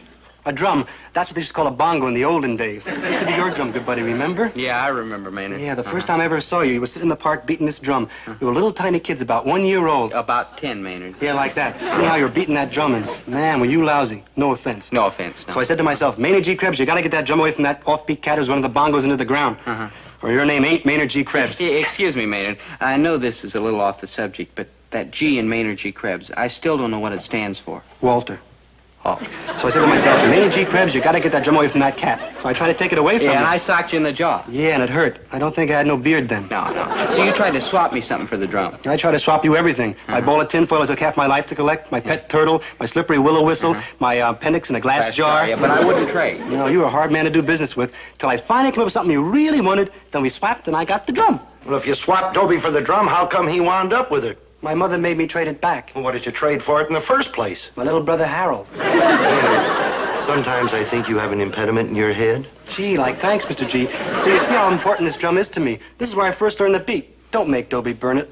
Please, Mr. G. All right. You keep the drum, you keep the torn heart, but the rest of this stuff has got to go. Is that clearly understood? No exceptions. All right, boy. To the incinerator on the double. 1, 2, 3, 4. 1, 2, 3, 4. Detail. Oh, to the rear heart.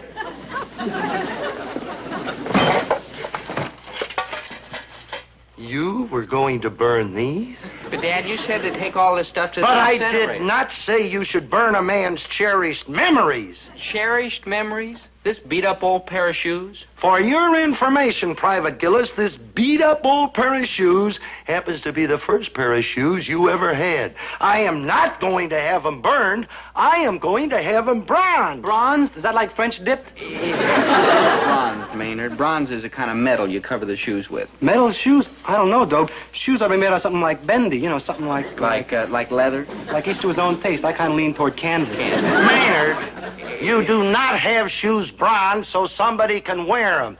You have them bronzed so you can keep them forever as a cherished memory.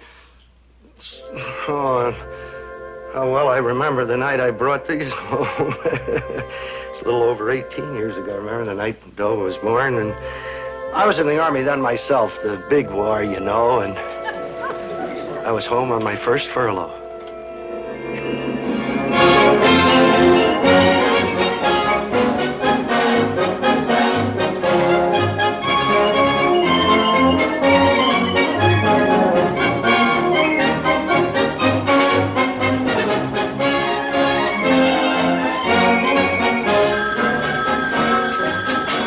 Gillis Grocery Store, Herbert T. Gillespie. Oh, hello, Ed. Yeah, no, I got a weekend furlough. Yeah, you know, Winnie and little strangers on his way. No, I hitchhiked in. I'm going to hitchhike back. Yeah, I've been saving up on those coupons, you know. I want to have enough gas for that big mad trip. Yeah. Yeah, well, I'll call you the next time I'm in, Ed. Yeah, say hello to the guys down at the shipyard for me, huh? Okay, so long.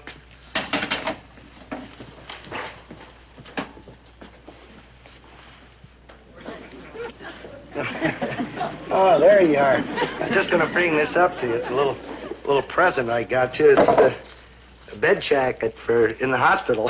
Oh, Herbie, it's lovely. Oh, I'm certainly going to be one of the 10 best-dressed women in that maternity ward. Yeah, and your old lady yapping you should have married Sheldon Klug, the plumber. Hey, wait, I got something else in here, too. Oh, here's something. I'm going to put you to work. You're going to have to sew this on my uniform. Herbie, they've made you a colonel. Oh, Winnie, a colonel. It's one stripe. It means I'm a private first class. Oh, you're a first class, all right. I'm glad the Army appreciates that. Yeah, and I got something else in here, too. A little present for Dobie. Oh, Herbie, dear, I do hope you've been sensible and gotten something that both girls and boys can use, because after all, we don't know what Dobie's going to be. What do you mean we don't know? It's gotta be a boy. Who ever heard of a girl named Dobie? Here it is, kid. His first pair of shoes. Oh, what are you laughing at? What's so funny? Well, it's just... Well, come on, what's the joke? And what's the matter? You begrudge your own kid a pair of shoes? You want him to go through life known as shoeless Dobie Gillis? No, dear, it's just that babies don't need shoes, not for months. I mean, some babies don't even walk until they're a year old. Not this baby, kid. Why, little Dobie's going to be running all over the place in 2 weeks. Just think, Winnie, the little feet that go in these shoes can take our boy any place he wants to go.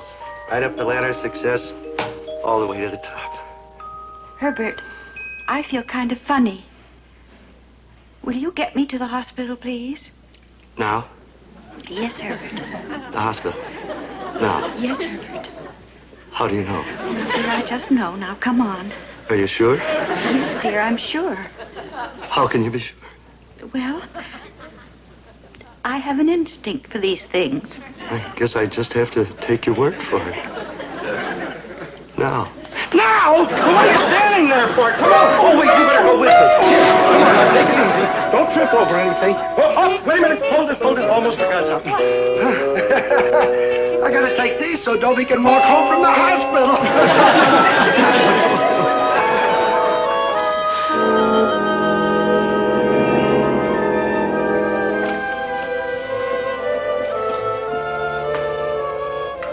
Dad? Herbert? Mr. Gillis. Oh, let me alone. Can't a man look at a pair of baby shoes without everybody yapping at him?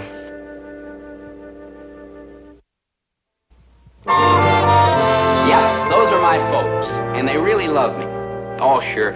Sometimes they're a little unreasonable, and they yell at me, and they don't let me have the car when I want it, like that, but... If they really love me, why do they treat me like that? Ah, of course they love me. And love is the greatest thing in the world. Ask anybody. You're wrong, Dobe. The greatest thing in the world is jazz. No, Maynard, the greatest thing in the world is love. Sure, Dobe, like when you love jazz. Yeah, that doesn't compare with loving people. People? Like mothers? Right, Maynard. Like fathers? Right. Like aunts and uncles? Right, and like girls, too. Like bye, Dobe. Maynard, someday you'll learn that loving a girl's the best kind of love there is. It gives you a wonderful feeling, like something running around inside your chest, like some happy little furry animal. Like chipmunks? Yeah, like chipmunks. Like squirrels? Well, yeah, like squirrels. Like beavers? Maynard, beavers are a little big to be running around inside your chest. It all depends on the size of your chest, don't it? Well, yeah, you look I at bet this even with a little tiny chest like yours, you could get a couple beavers in there if there was all kind of squinched up. Squinched up? Maybe 3. Yeah, look. Well, take bears. You never get a bear in there. Maynard, enough. Okay, buddy, go on. Now, you get this wonderful feeling, see? Ooh, man, or a tiger. Man, you'd be in big trouble with a tiger in there. All that clawing and scratching and swinging that big stripy tail. Oh, man, I never want a tiger inside.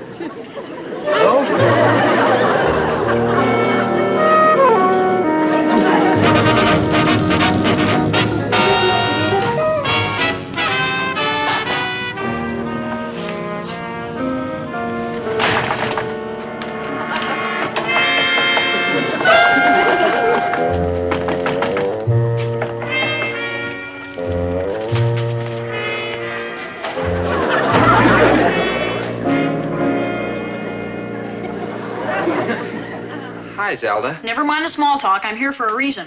Oh?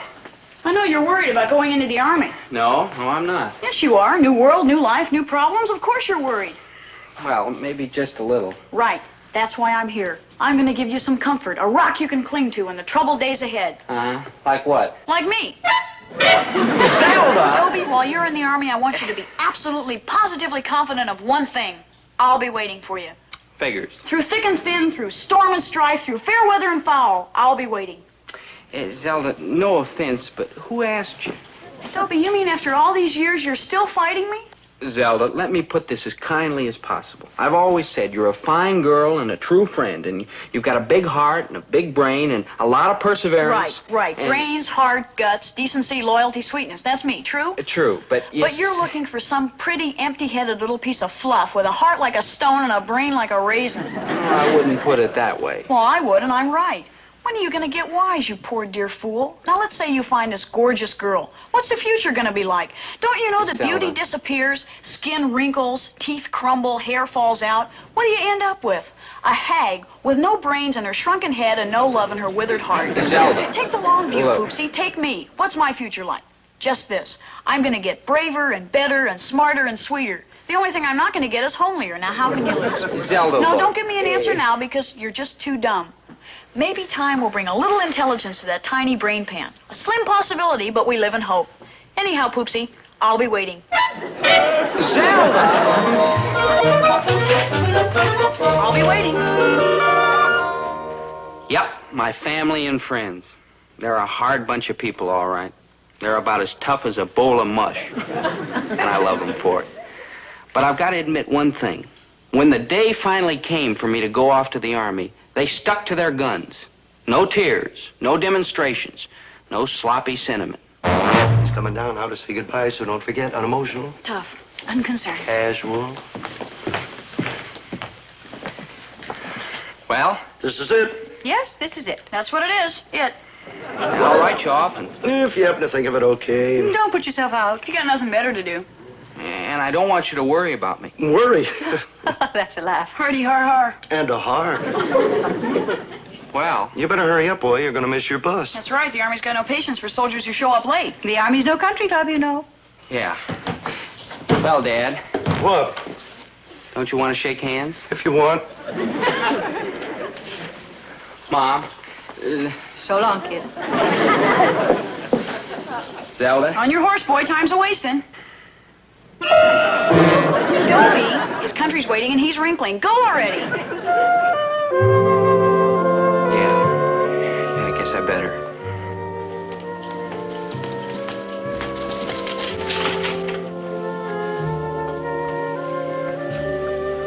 Well, so long.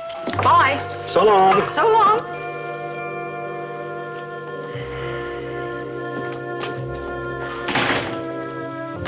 Well, you came through with flying colors, ladies. Unemotional. Tough. Unconcerned. Casual.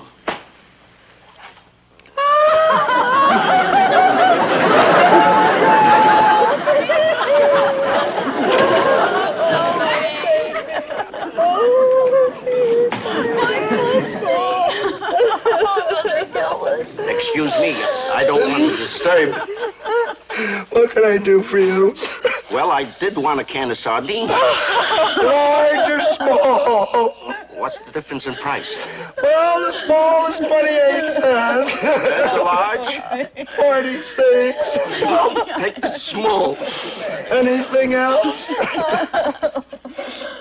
Half a pound of Swiss cheese. With or without? What's the difference in price? Without is 48 cents. And with?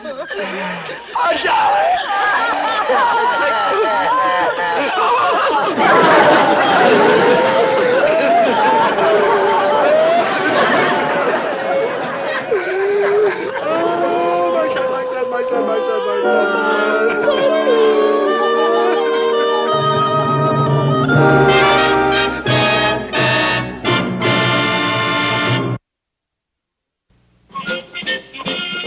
All set, Maynard? All set, good buddy. Gee, it gives you kind of a funny feeling, doesn't it? I mean, leaving all the old familiar things behind. Yeah, it makes me like all misty, so I'm not doing it. You're not doing it? Right. Remember what your father said about having your baby shoes turn into bronze so we always can have them around? Yeah. Well, it gave me an idea, though. An idea? Yeah, watch.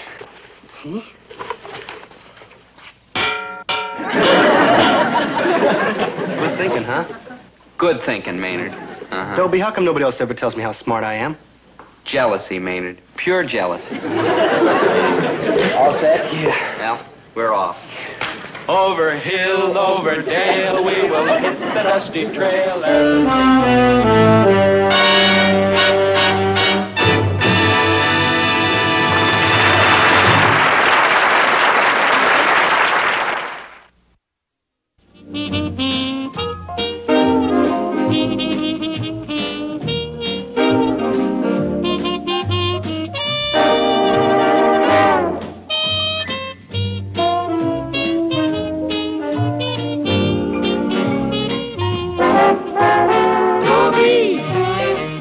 a gal who's dreamy, Dobie.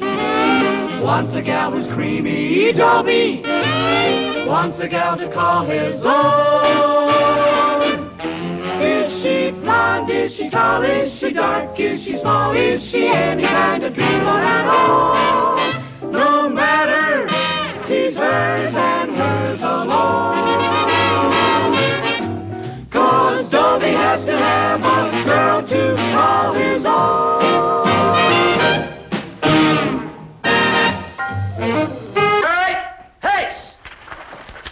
All right, take 5. Krebs, you're still wearing that beard, huh? Yeah, I think so. Oh, yes, right where I left it, on the end of my chin. I told you get rid of it. The chin? The beard. Don't you tell him, like, please? Sergeant, the recruiting officer back home told Maynard he could keep the beard as long as it doesn't interfere with his duties. And I ain't never stepped on it, nor single enemy with it. Well, if you ask me, Krebs, you're getting away with murder. I didn't ask him. Did you ask him to? Not me, no. Krebs, I got my eye on you. Now, the second that this brush gets in your way... Like... Everything under control, Sergeant? We don't want any accidents with these new men. No chance of that, sir. Checked into everything. The situation's completely under control. All right,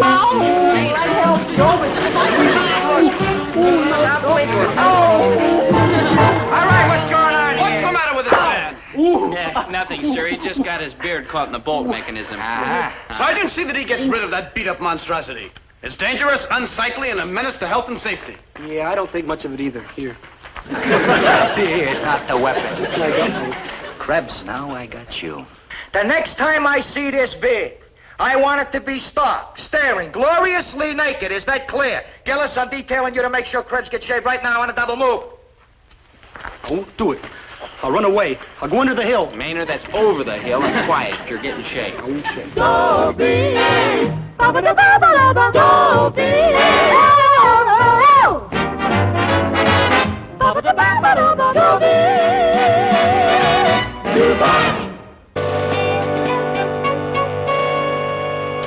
In the short time I've been in the Army, I've learned a snootful about the duties and obligations of the American soldier. He must be energetic, he must be resourceful, he must be devoted to duty. But above all, he must be brave, manly, fearless, and bold.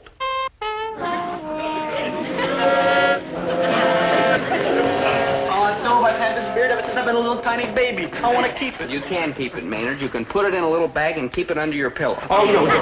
Maynard! No. Maynard, come back here! I ain't gonna say Maynard, you got her shaved!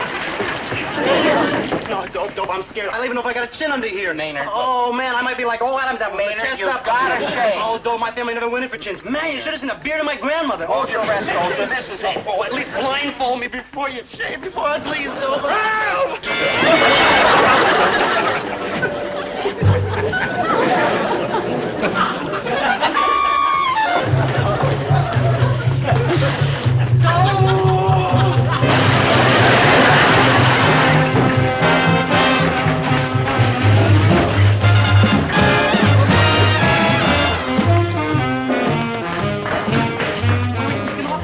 To get your life shaved before the Army finds you home away from home in the guardhouse. I gotta shave, huh, Dope? You gotta shave, yes, Maynard. Look, you're in the Army now. You've gotta knuckle under. You've gotta be one of the boys. With this beard, it's a cinch I ain't one of the girls. Look, Maynard, you're only... Gillis! Krebs! Where are you, you miserable clowns? I'm gonna kill you! Gillis! Gillis! I'm gonna kill you! Men, will you be seated, please? Yes, sir. Hey, Dobe, this is the Army. If you keep standing there with your mouth open, they'll come along and yank a couple of teeth. Dobe. You rang? Your friend would like you to sit down, soldier, and so would I. Forgive me, my angel in khaki. Sir. Next, we will take up the subject of the rights and privileges of the soldier. How I'd love to hold that soft velvet hand in mine. That's gonna be kind of tough between salutes. Yeah, I almost forgot she's an officer and I'm an enlisted man. She's not allowed to have anything to do with me. What a rotten break. Cheer up, Dobe. A lot of people won't have nothing to do with me, and they ain't even officers. Maynard, I could raise myself to her level. I could go to officers' candidate school. I could become a lieutenant. I could be a giant if I was 4 feet tall. Sure, why couldn't I be an officer? All it takes is hard work and perseverance and the ability to learn lots of things real fast. And I just answered my own question. Now, which of you men is going to discuss the rights and privileges of the American soldier? And what about you, soldier? Like me, sir? Yeah. He's Private Krebs. I'm Private Gillis. Private Dobie Gillis. Lieutenant, I'd be more than happy. At ease, Private Gillis. Yes, sir. Let us proceed, Private Krebs. The rights and privileges of the American soldier. The Rights and Privileges of the American Soldier by Private Maynard G. Krebs. You know something, Lieutenant Ma'am, sir? What? We ain't got none. Of course we have. In civilian life, I was a practicing attorney, and I can tell you that an American soldier is above all a citizen of the United States. He's entitled to such rights as religious tolerance, the right to vote, the right to military justice, including the right to demand a court-martial.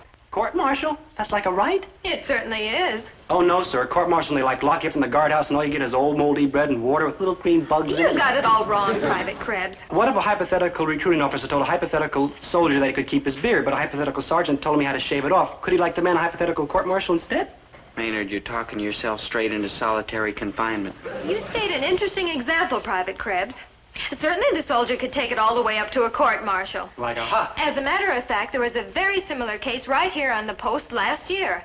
One of the soldiers refused his GI haircut. Like a Quit before they get here with the handcuffs. He took a court-martial and was defended by an enlisted man in his own platoon. And he like won, huh? What a trial it was. And he like won, huh? It was a magnificent display of democracy in action. And he like won, huh?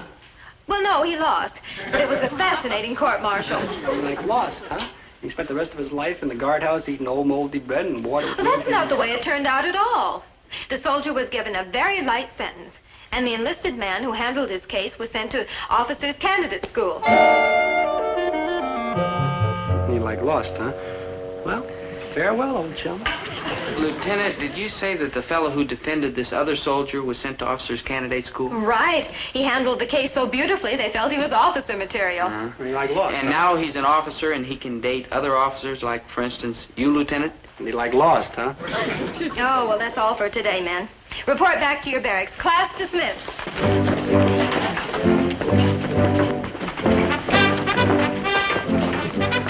Officers Candidate School, Lieutenant Gillis. Lieutenant Portia Potter, I am Lieutenant Dobie Gillis, your equal. You and I will make Good such buddy. beautiful Good buddy. music. You were right all along about my beard. I'm gonna find a razor and naked Chinsville. Shave off your beard? Yeah, I'm getting tired of people coming up and trying to buy cough drops off me anyhow. Maynard, that's not a beard, it's a sacred principle. Well, I'm gonna lather up and goodbye, sacred principle. Maynard, you will touch that beard over my dead body. Show me one place in the Constitution where it says an American citizen cannot have a beard. Like, wait here. I'll go home and read the Constitution. You know what that beard is? It's constitutional. That's what it is. Good buddy, you're all brain. I mean, you're up there with Socrates, Pluto, and Mort Saul. Thank you, Maynard, but you haven't seen anything yet. Just wait till the court-martial. Court-martial? Uh-huh. Good buddy, if a naked chin cat walks up to you and says like hello, it'll be like me. Look, sit down, sit down. And you've got to trust me. We'll win this case. Like we'll? Right, the two of us together. Oh, dope, good buddy, you're all heart. I mean, locking yourself up in that old, damp, dark, scary old cell with your old buddy. Yeah, no, Maynard, you don't understand. I'm not exactly going to the guardhouse with you. Oh, you're gonna bake me a cake with a file in it? No, I'm defending you in the court-martial. No offense, but I'd rather have a cake with a file in it. Oh, there you are, Krebs. Yeah, where? Didn't I order you to shave off that beard? Well, if anything happens, Private Krebs refuses to shave. Oh, you refuse, On his huh? constitutional rights. Look here, Krebs, I know how it is when a soldier's new in the army, and he's homesick and he's scared, but Don't that... try to crawl out of it, Sergeant. He's going to fight this thing right up to the White House. Krebs, all right, don't move. I'll be right back. Don't worry. He'll be right here. Don't worry about that. Ooh, he looks mad, Double. I wonder where he's going. To get advice, probably. Didn't you see the look on his face when I mentioned the Constitution?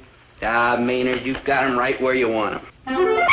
Stone walls are not a prison, mate. Nor iron bars a cage. Maynard, enough! Maynard, stop worrying. You've got the Army scared to death. And like vice versa. I get 6 months in the guardhouse. 6 months is longer than a year. I'll be wearing a striped suit and a ball and a chain and breaking rocks and doing all kinds of prisoner-type work. Work! Stone walls are not a prison, mate. Nor iron bars a cage. Maynard, enough! I'll handle this. All you've got to do is show him you know your rights. You've got absolutely nothing to be scared of. At ease. All right, where is he? Where is that prisoner? That's the man, Colonel. Yeah, that's Private the man Krebs. right there, sir. Private Krebs. Great Scott, Sergeant, you had no right to mistreat this prisoner. Yeah, no, sir. Maynard always looks like that. Sergeant, make a note. Keep that man out of sight whenever we start a new recruiting program. Yes. Out of business.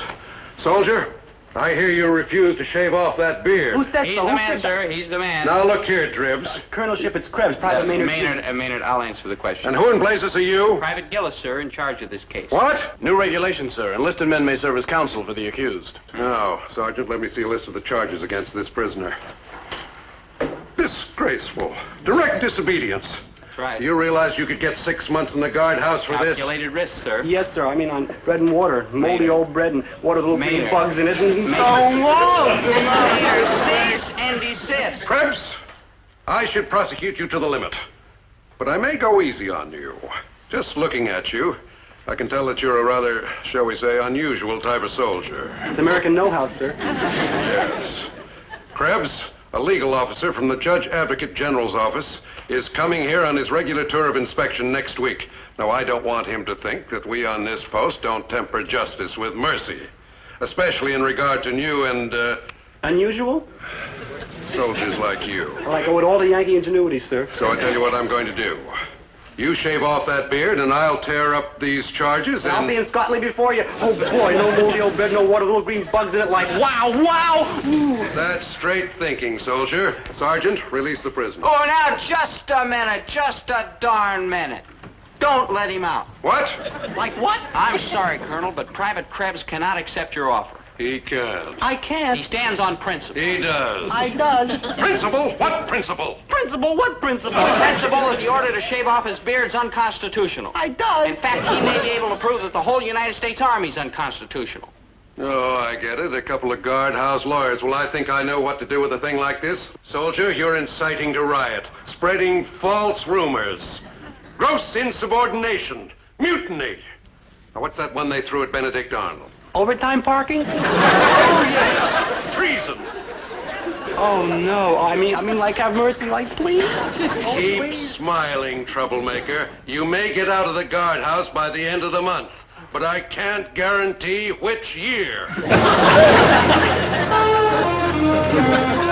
Don't be discouraged, Maynard. It looked bad for Captain Dreyfus of the French Army, too. But he got off? You bet. And all he served was 9 years on Devil's Island.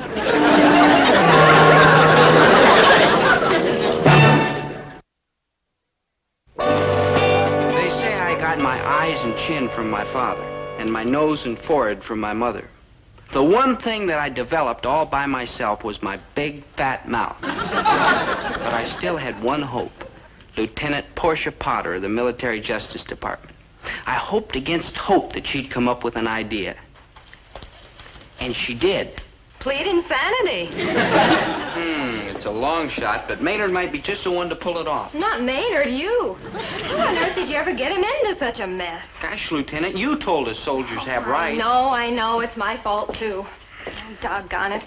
If only that officer from the Judge Advocate General's office weren't coming. From the head legal office of the Army? Right. He'll be here for the court-martial. Hey, if I make a real smart defense of Maynard's beard, maybe he'll commission me right there on the spot, and I won't even have to go to OCS. We can start dating right away. Gillis, is that why you took on Maynard's case, so you could become an officer and take me out? Well, yes and no. Meaning what?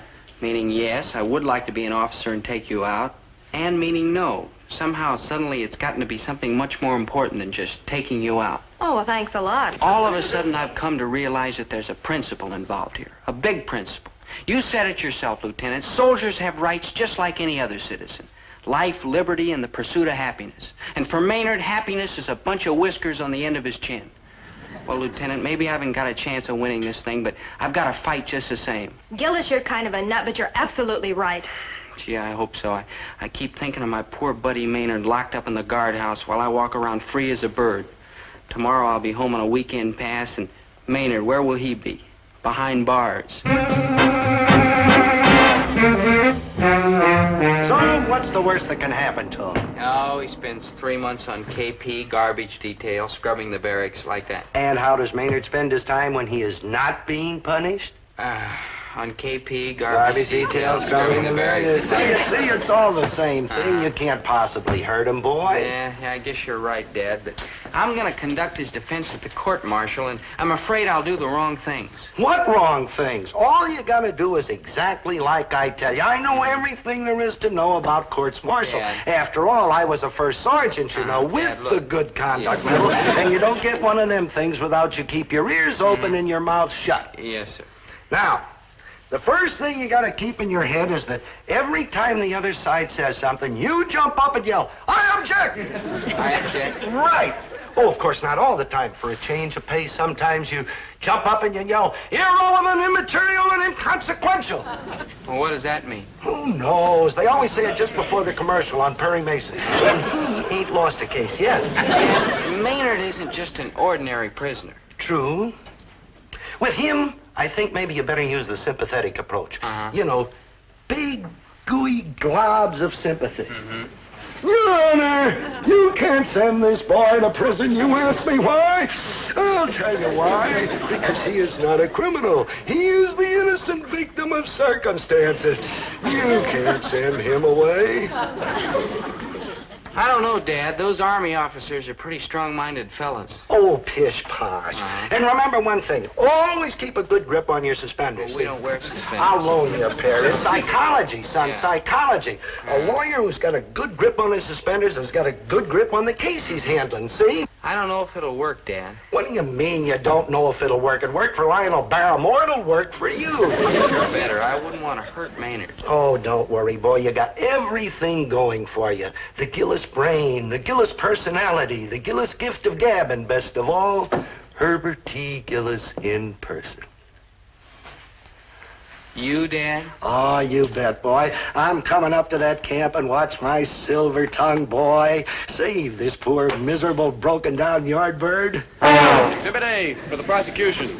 Beard of the defendant, Private Maynard G. Krebs. That beard is the cornerstone, in fact, the repulsive cornerstone, on which this case is built. I like object. You can't object. You're on trial. I like object to that, too. Order! And sit down. Proceed, Lieutenant. The prosecution will show, beyond all doubt, that this beard is aesthetically indefensible, militarily unfeasible, and architecturally unsound. In addition, we shall prove that the order to shave this beard was based on military necessity and does not violate constitutional right. Yeah, I object. Overruled. Sit down, Private Gillis. Private Krebs, take the witness stand. Did you or did you not, on the morning of April the 18th, enmesh, entangle, and otherwise ensnarl Exhibit A in the breech mechanism of your rifle, Exhibit B? Would you mind repeating the question and leaving out the part where you pull my beard? Answer the question, Krebs. Did you catch your beard in the breech mechanism? What's a breech mechanism? Sir, I suggest that a soldier who doesn't even know what a breech mechanism is would tangle his beard in his rifle 2 times out of 3. A clear-cut danger to life and limb. Step down. I call Sergeant Wincoop to the stand.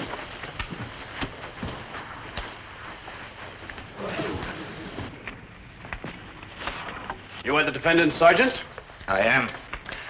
And did you order Private Krebs to shave, scrape off, or otherwise remove this beard from his face? I did. Describe in your own words what happened. He didn't. Did you warn him of the possible results of such an attitude? I did. Then what did he say about shaving off the beard? He wouldn't. Would you tell the court what language you used to him when he disobeyed you? I dasn't. Sir, the prosecution rests. Private Gillis, is the defense ready? Yes, sir, we are. Proceed. Your Honor. Hey, don't let him shoot me before lunch. I was too scared to eat breakfast. Cut that out. Did you practice with that rifle I smuggled into the guardhouse? Like all night. Yeah, how many times did you tangle your beard in it? Like not once. Great, you're practically a free man.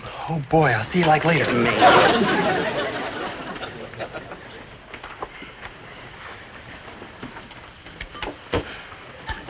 Your Honor, gentlemen of the tribunal, learned counsel. Don't send this boy to prison. Why, you ask? Why? I'll tell you why. Because I shall prove that the order to shave off his beard was not a military necessity. Objection! The witness admits he caught his beard in the breech mechanism. Ah, yes. But I shall prove that it was a one chance in a million accident. That it would never and will never happen again. Private Krebs, prepare to simulate fire. Now, gentlemen, you will observe how efficiently and safely Private Krebs handles his rifle.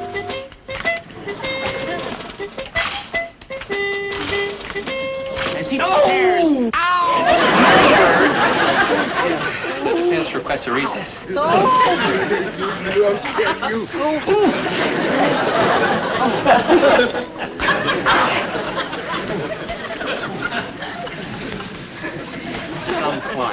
Your Honor, it is obvious that the actions of the defendant have made my closing argument unnecessary. Furthermore, his disobedience to a direct order calls for the full penalty allowed by law. The prosecution rests. Private Gillis, is the defense prepared to offer its closing arguments? We are, Your Honor.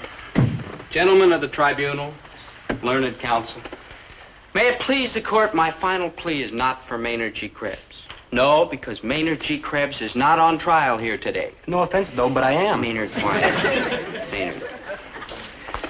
No, gentlemen. One little soldier, innocent or guilty, it is nothing. But one beard vindicated everything. That's right. That's what's on trial today. The beard of Maynard G. Krebs and the beards of all freedom-loving men from time immemorial. Yes, gentlemen, a sky full of bearded warriors looks down on this court. If you convict Maynard G. Krebs, you are also convicting such men as General Robert E. Lee, General Ulysses S. Grant, General Stonewall Jackson, General William Tecumseh Sherman. These men were free, untrammeled spirits. What mattered was their fighting hearts, not what grew on their chins. If they chose to express themselves by wearing beards, who are we to say they had no such right? Shall I speak now of more great bearded men? Very well. Private Krebs, show us the next picture.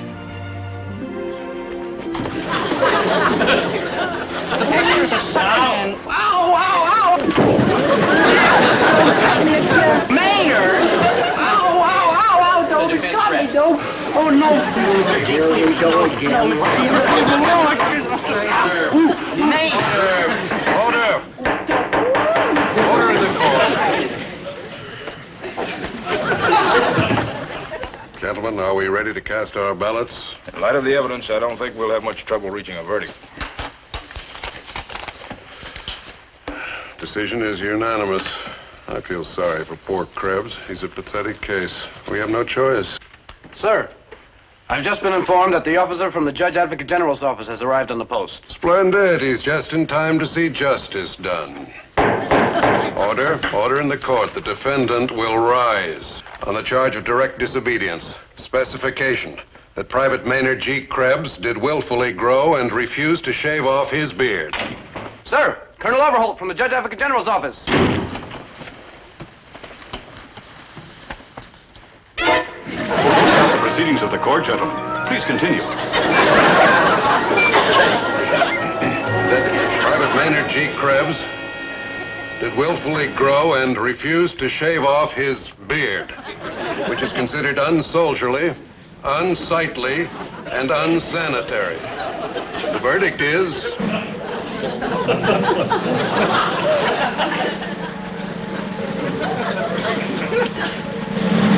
not guilty.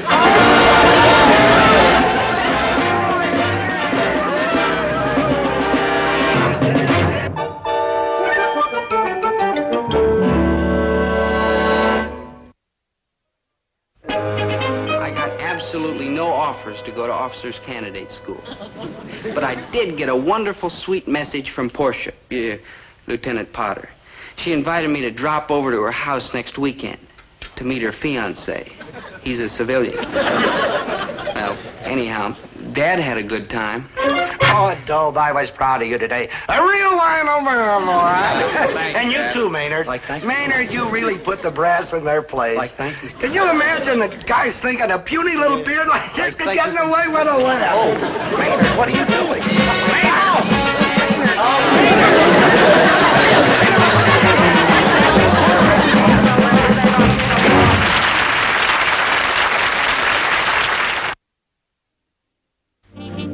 You dance like a feather, like a sea breeze, like a wood nymph. So how come you're all the time stepping on my feet? Oh, sense of humor, I like that. Not only beauty and grace, but also wit. Ah, how I look forward to the long, lazy days ahead. You and I, my dear, hand in hand, walking through life, song in our hearts. Boy, have you got a wrong number. Look, Buster, I come here and dance with you service guys because it's my patriotic duty, but that's as far as it goes. So you'll just have to forget this walking through life hand in hand. We'll finish this foxtrot or whatever it is you think you're doing. Goodbye, Charlie. Dobie, not Charlie. Dobie, that's my name. That's the break. Look, pal, in case you haven't noticed, the music stopped. So why don't you just flick off like a good little soldier? Okay, Carl? Yeah, Dobie Gillis, that's my name. Dobie Gillis. Fine. Don't call me, I'll call you. Did you say Dobie Gillis? That's what I said, Dobie Gillis. You're sure? Since I was a baby. You're really Dobie Gillis? Sure, why? Here's why. Dobie, ba-ba-da-ba-ba-da-ba. Dobie, ba-ba-da-ba-ba-da-ba. Dobie, Dubai. In my hometown, there's a servicemen's recreation center where us GIs go when we're home on leave. It's a nice place. They've got dancing and cookies and donuts, and the hostesses are friendly. Very friendly. Do you mind? Do you mind? Please, please. Please don't think I'm ungrateful, Miss... Hazel Grimes. Miss Grimes. Call me Hazel. Hazel, like I say, please don't think I'm ungrateful, but I don't get it. One minute you treat me like I was a case of shingles, and as soon as I tell you my name's Dobie Gillis, like wow. Like wow. Hazel, I'm a fool for asking, but how come? I promised Mother. Oh. Huh? Well, your name is Gillis, isn't it? Yeah. And you're yeah. the only Gillis family in town. I checked in the phone book. So, you must be Herbie Gillis's son, true? True, but nobody's ever kissed me for that reason before. Well, let me explain. You see, Mom and I just moved into town. We're living at the Shady Rest Trailer Court. But Mom used to live here a long time ago, and she and Herbie, your father, ran around together when they were in high school. Your mom and my dad? Mm-hmm. And she told me to give your father a big kiss hello from Bubbles if I ever ran into him. Bubbles? That's Mom's nickname, Bubbles. Bubbles. Well, anyway, she told me to give your father a kiss for her, but since I've never met your father, I'm giving you the kiss so you can deliver it. See? I see. But, Hazel, my dear, if you don't mind, I'll just give my father a firm handshake and keep the kiss for myself. Because kisses from those sweet lips are to be treasured like rubies, like diamonds, like pearls from the deep blue sea. You're kind of cute. You are the sun and the moon. Oh, you're real cute. Come, my sweet. Let me take you to a funny little place I know where they serve pancakes till the wee hours. Well, I'd love it, but haven't you noticed everybody else has gone home? Don't you soldiers have some sort of rules about curfew or something? Rules, my dear, are made to be broken. Now that I've found you at last, you imagine that there's a power on earth strong enough to keep us apart? Does that answer your question? What are you doing to my baby? Madam, I am delivering him safe and sound to the bosom of his family, instead of throwing him into the clink for violating curfew, which I have every right to do. Call me sentimental, if you will. But if I were a married man, which heaven forfend, I might have a son this old. Maybe even this dumb. And I would not like to think of him lying in the pokey with hardened criminal types, learning intemperate language and picking up antisocial habits. Violating curfew. Son, I am disappointed in you. A boy like you, coming from a military family the way you do. I was in the big one, you know, WW2. I was a first sergeant with the Good Conduct Medal. Steeped as you are in military tradition, perhaps you can teach this young man that 2,400 hours means 12 o'clock midnight. At which time he's supposed to be off the streets and tucked into his little trundle bed. Sure, Sarge. And thanks for bringing him home. Forget it. Thanks, Sarge. Just another service of your friendly military police. Good night, Sarge. Good night, ma'am. Good night, you wayward boy. Such a nice man. What a shame he isn't married. Yeah, the poor devil.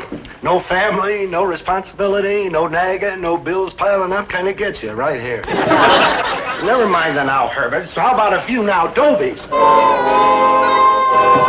Now, Dobie, what do you mean by breaking curfew? You know what a stupid question that is. What's her name? Oh, she's a wonderful girl, Dad. You probably know the family. Her mother went to school with you. Oh, no kidding? What's her name? Hazel. And she comes right up to here on me. She's a doll, Dad. I don't mean the daughter, the mother. Oh, Herbert, you're cute. Oh, it was kind of a funny name. Oh, yeah, I remember. Bubbles. Oh, Bubble. She must mean some other Herbert T. Gillis. I don't remember anybody named Bubbles. Well, I better get to bed. I got a big day's work Herbert, think hard, Herbert. Bubbles. Surely that sweet, lovely, innocent name means something to you. No, I used to know a girl named Frida. Used to whistle Swanee River through her teeth and eat saltwater taffy at the same time as Bubbles. No, well, I better get to bed. Herbert, that name Bubbles surely means something to me. Bubbles Corrigan? Nope, doesn't ring a bell. You don't recognize the name that was famous all over town along with the name of Herbert T. Gillis? Nope. Well, I guess The Bubbles Corrigan who was caught spooning with a certain gay young blade in a rumble seat outside of the senior dance, and the principal turned on the sprinklers? That Bubbles Corrigan. Well, I haven't forgotten that rumble seat incident. Not in 20 years I haven't And forgotten for 20 years, I have been telling you that story is all wet. Do you deny that the principal turned on the sprinklers, and that 5 minutes later you and Bubbles Corrigan were found standing on the lawn, dripping wet? Well, good night, Winnie. Herbert T. Gillis, don't you dare walk out on me. Now listen. Because I am walking out on you. Son, you believe me, don't you? Well... Look, this whole thing is a terrible mistake. I was standing on the lawn when the principal turned on the sprinklers, so naturally... She must be going through the house twice. We ain't got that many doors.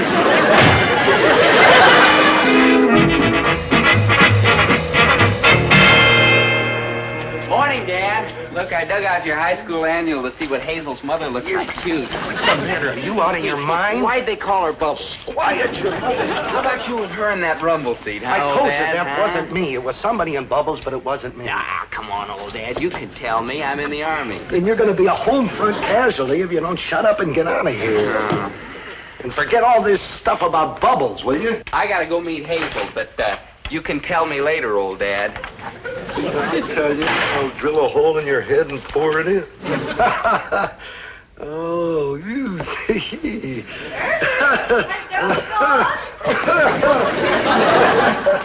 Must have been a good book the way you were laughing. Oh, yeah, just looking at the account book. All business is good. What makes the guy want to laugh?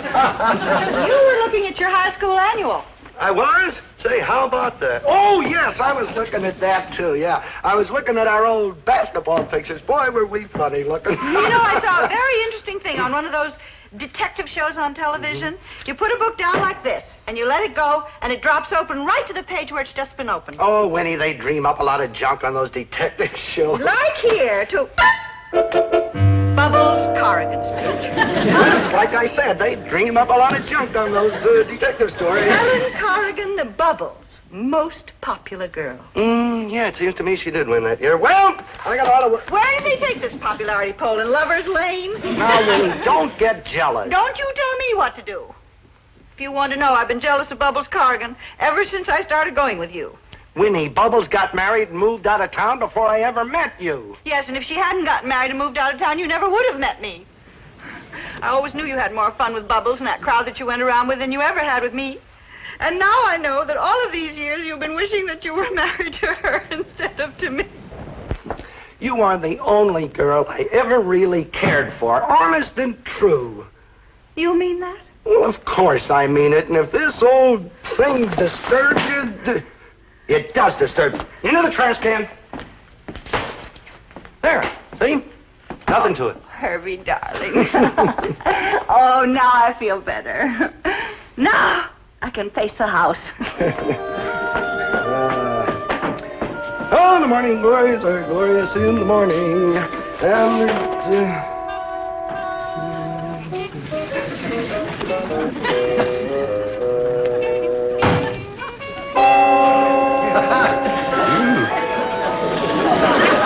Like hiker, buddy. Hi, Maynard. Hey, Doe, where you been keeping yourself? Look, Maynard, no offense. I've been looking all over for you. You missed the whole thing. Man, what a profound gas. Missed what whole thing? You're joshing, ain't you, Dobe? They tore down the old Endicott building yesterday. They got one of these great big giant iron balls hanging on a long wire, and they swing and it goes... Maynard. Maynard. Maynard, enough.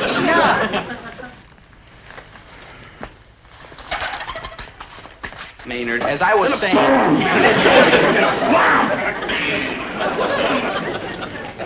Maynard, are you finished? Just one more. Is that it?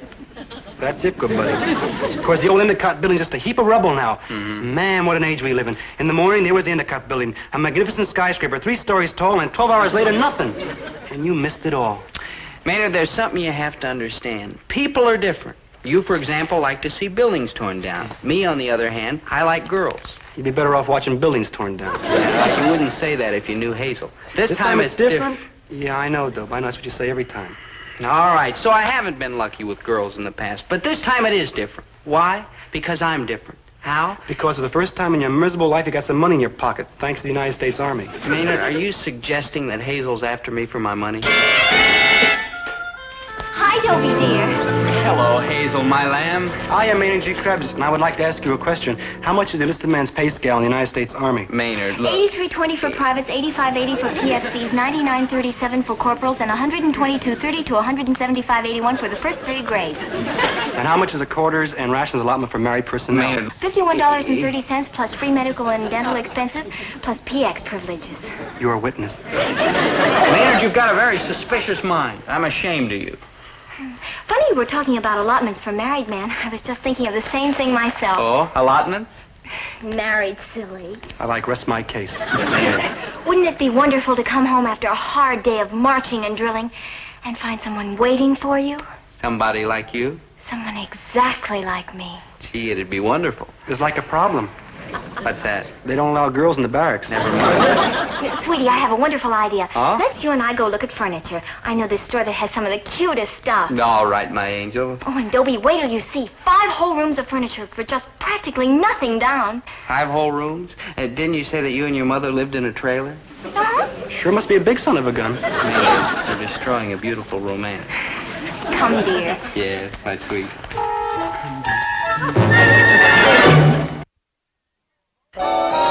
Maynard, go home.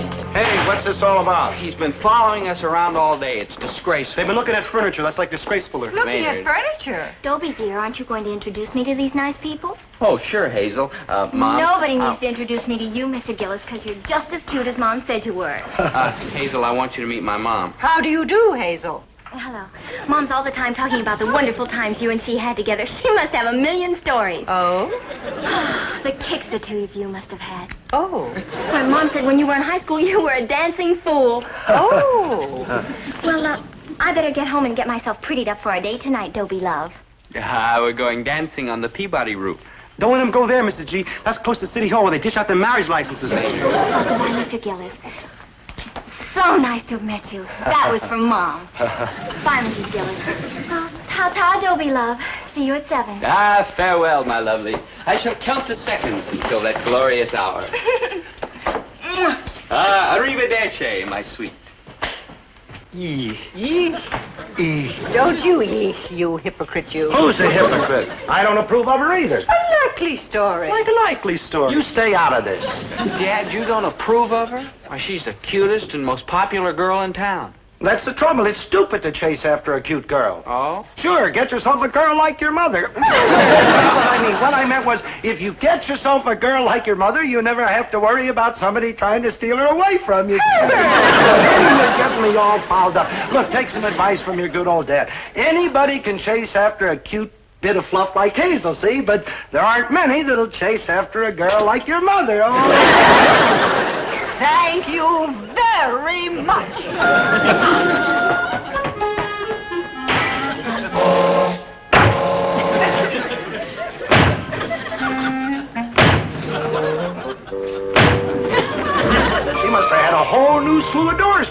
house. That's what she must have.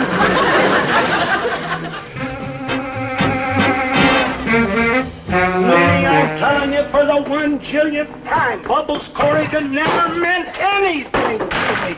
You are the only girl who ever meant anything to me in my entire life. Honest, truly, honest and truly. Winnie, will you talk to me? You haven't spoken to me in 8 hours. Say something. Will you say anything? Go get dressed to be late for your lodge meeting. Oh, she spoke to me. Oh, she spoke. Oh, Winnie, you're a doll. No, she spoke to me. She spoke to me. Oh.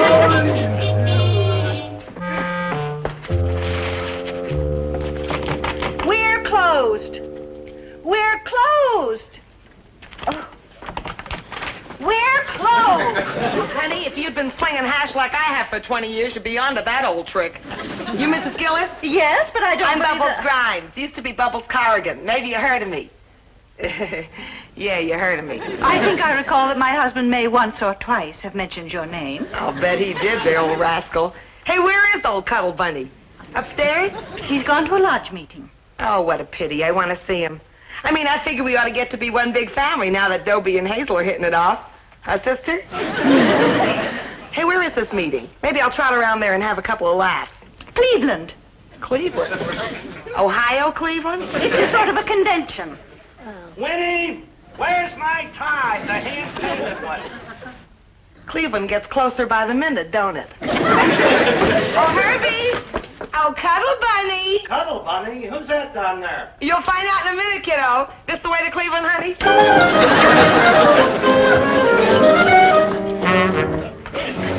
Herbert, you remember Mrs. Grimes. He may not remember Mrs. Grimes, but I'll bet he sure remembers little Bubbles Corrigan. Herbie, baby, how are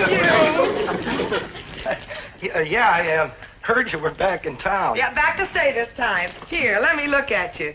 You look wonderful. Yeah, well, you look pretty good yourself. Flattery will get you nowhere. I know how I look, but you haven't aged a day. Oh, come on. No, I mean it.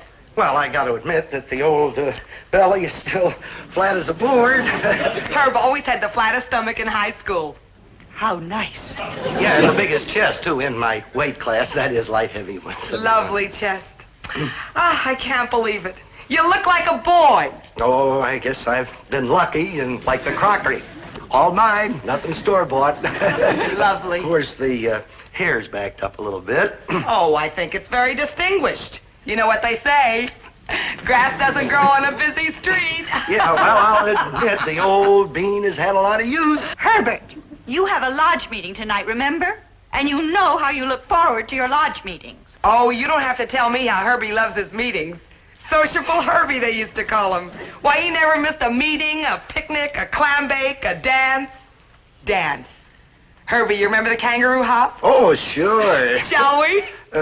Well, it's been years. Oh, you're not going to tell me that Lightfoot Herbie ever forgot a dance.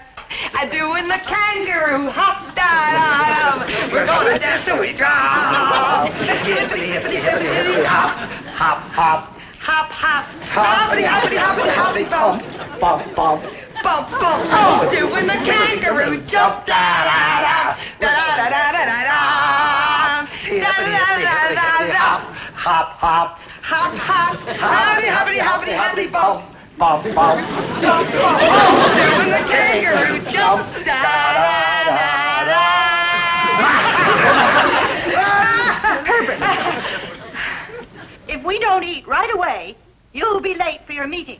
Oh, who wants to go to an old lodge meeting? A bunch of bisons bellowing and snorting. I can go down there anyway. Look, why don't we all just sit down and have a nice long talk about old times? I got a better idea. Why don't you sit down and join us for supper? Oh, well, I don't want to put you in any trouble. Oh, trouble? Winnie can push a meal together in jig time.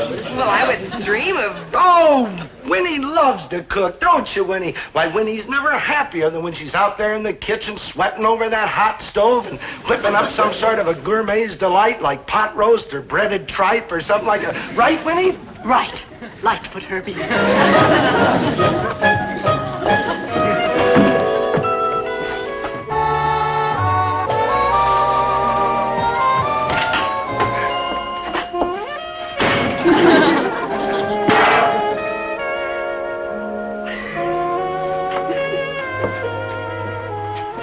Something the matter, honey?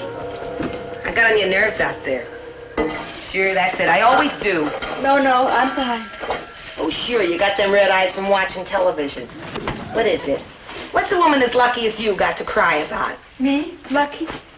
Well, you got a nice home here, a good kid, a swell husband. What more could a woman want? I sure wish I had something like that. You seem to be having a pretty big time tonight. Well, I just better, because that's all I've got. Hand the fellas a few laughs, keep it light, keep it breezy. I mean, I'm no threat to you. Herbie's your man. Nothing's ever going to change that. Certainly not anything like me. You don't mean that. It's the story of my life. Bubbles. Good for a few laughs, but for the long haul, I don't believe it. Men like you. And not for long. Even Grimes, that's Hazel's father, walked out on us a long time ago. So, I've been taking jobs all over the country and trying to raise Hazel ever since. Looks like I'm making an awful mess of that, too. Well, she seems to be a very popular girl. So was I at her age. And look what happened. Oh, dear, you do need a home, don't you? Fat chance I've got. Well, why not? You're attractive. Perhaps, dear, if you don't mind my saying so, if you were a little bit quieter and maybe, if, forgive me, you dressed a little more conservatively. Thanks for trying, Winnie. But it's too late. A lot too late. Oh, it's never too late. You stick with me. We'll think of something. Thanks, honey. Oh, listen, there's something I want to get straight with you. You know that story about Herbie and me being caught in the back of the car the night the principal turned the sprinklers on? Well, that wasn't Herbie. That was me and another fella. Oh, that's all right, Bubbles. You don't have to try to cheer me up. No, I mean it. It's the truth. I had a date with Gus Bonder that night. And he played football, see? And if they caught him breaking training, they'd throw him off the team. So he ran like a bunny. But Herbie was in that rumble seat. You know why Herbie was in that car? It was past his bedtime. So about 11 o'clock, he sneaked out of the dance, climbed into the car, and went to sleep. No. Yes. And that's when the principal turned the sprinklers on. Oh, no. It was the funniest thing.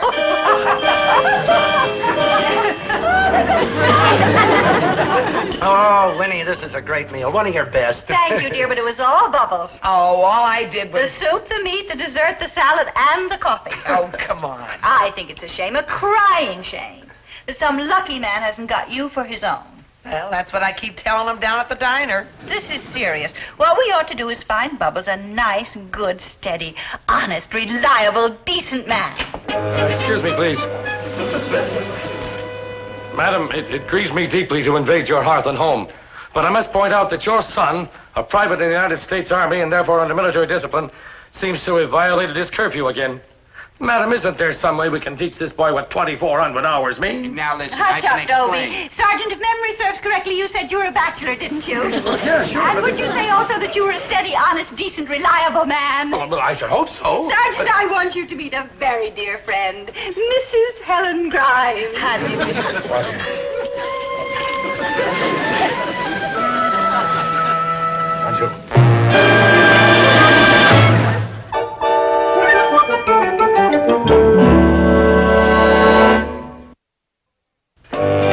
Over there's the high school where Maynard and I spent a lot of happy years. I set like the record. Yeah, sure is a pretty building, all right. Yeah, you ought to see the inside, especially the principal's office. That's where I spent most of my time. Maynard. I was in there more time than any other kid in the whole history of the school. The principal said he was going to charge me rent. Maynard. I even used to have my meals sent in.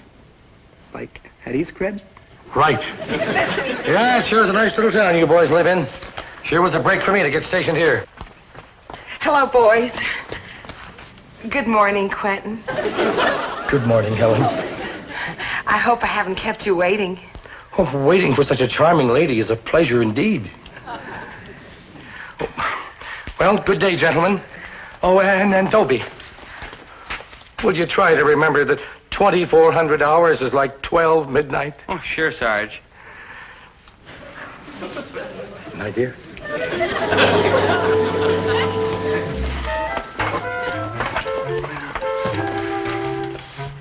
Hey, Dobe. Maynard, the Endicott building? Yeah, I Dobe. heard With the about big it. I iron heard ball, about you know, it. the big wall. I know.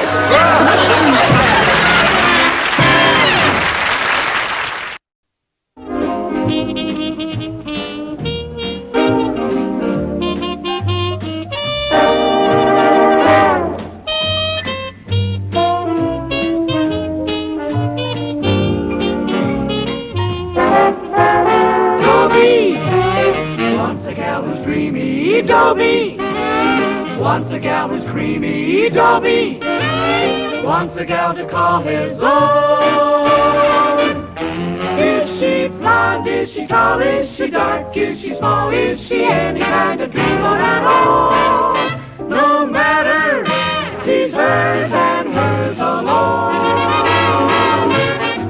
'Cause Dobie has to have a girl to call his own.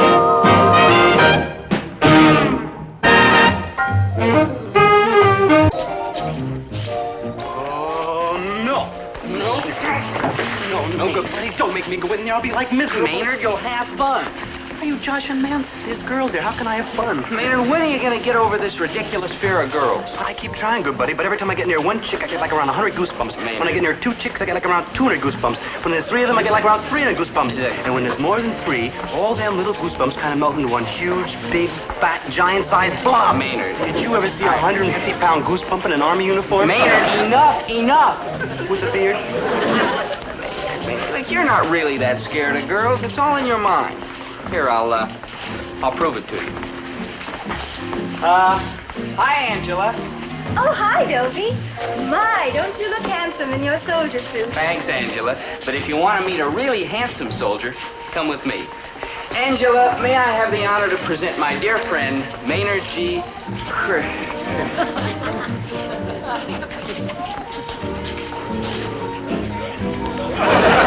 Dobie!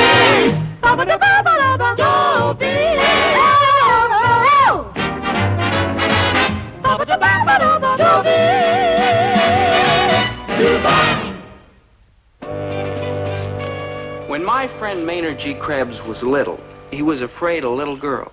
But now that he's big, I'm happy to report that he's no longer afraid. Of little girls, that is. But when it comes to big girls... Like girls, like hell. Maynard, come down from there. Maynard, I'm shocked. Here we are in this beautiful new servicemen's recreation center, and you hide in a tree.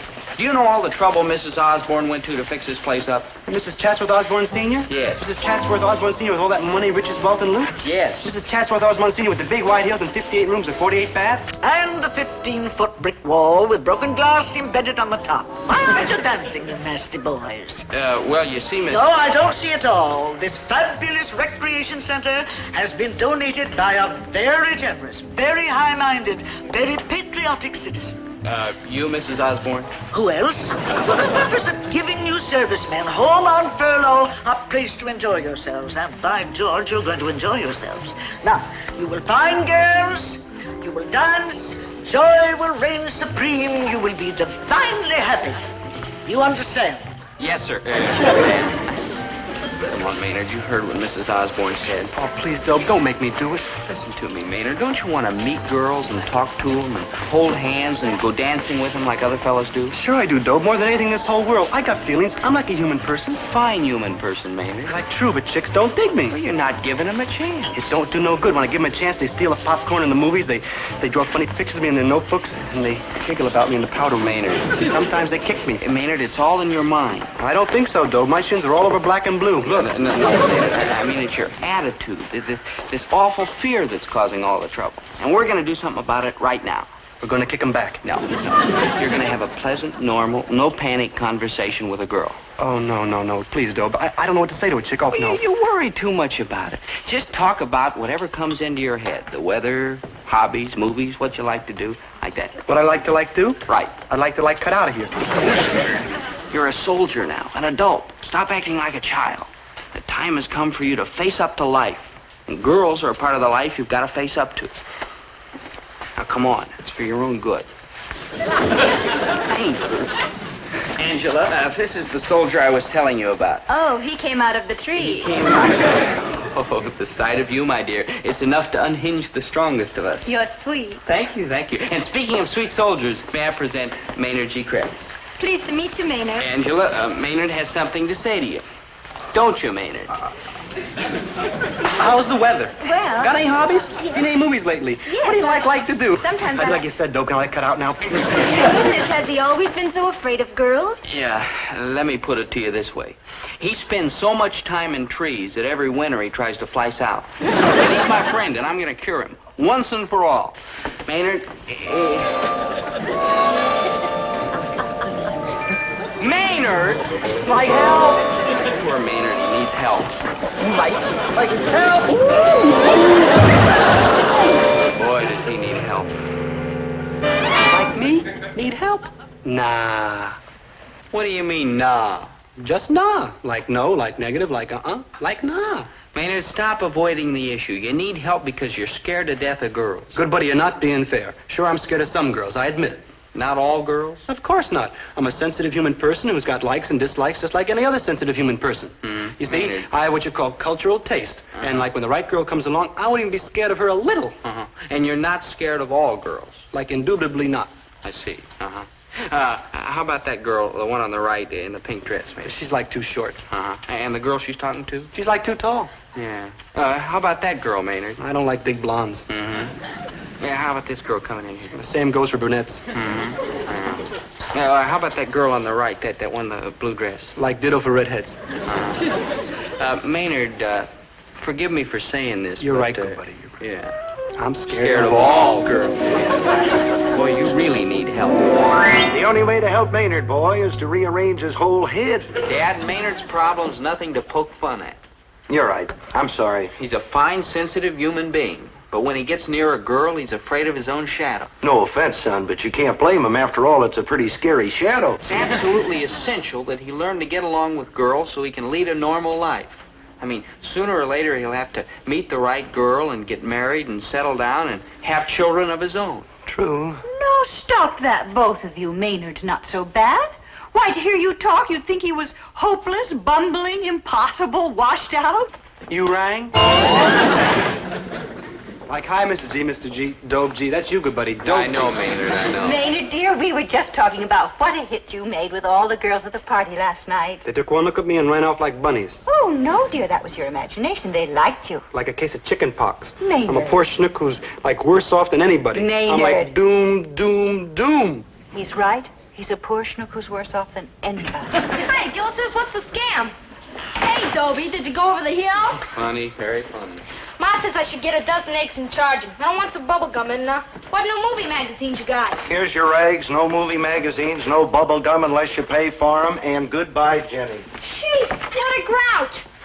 I didn't even get a kiss from the general. Dobie! Jenny! Here's your movie magazine, and go home. Give me the one with Gregory Peck on the cover and I won't come back for a week. Out.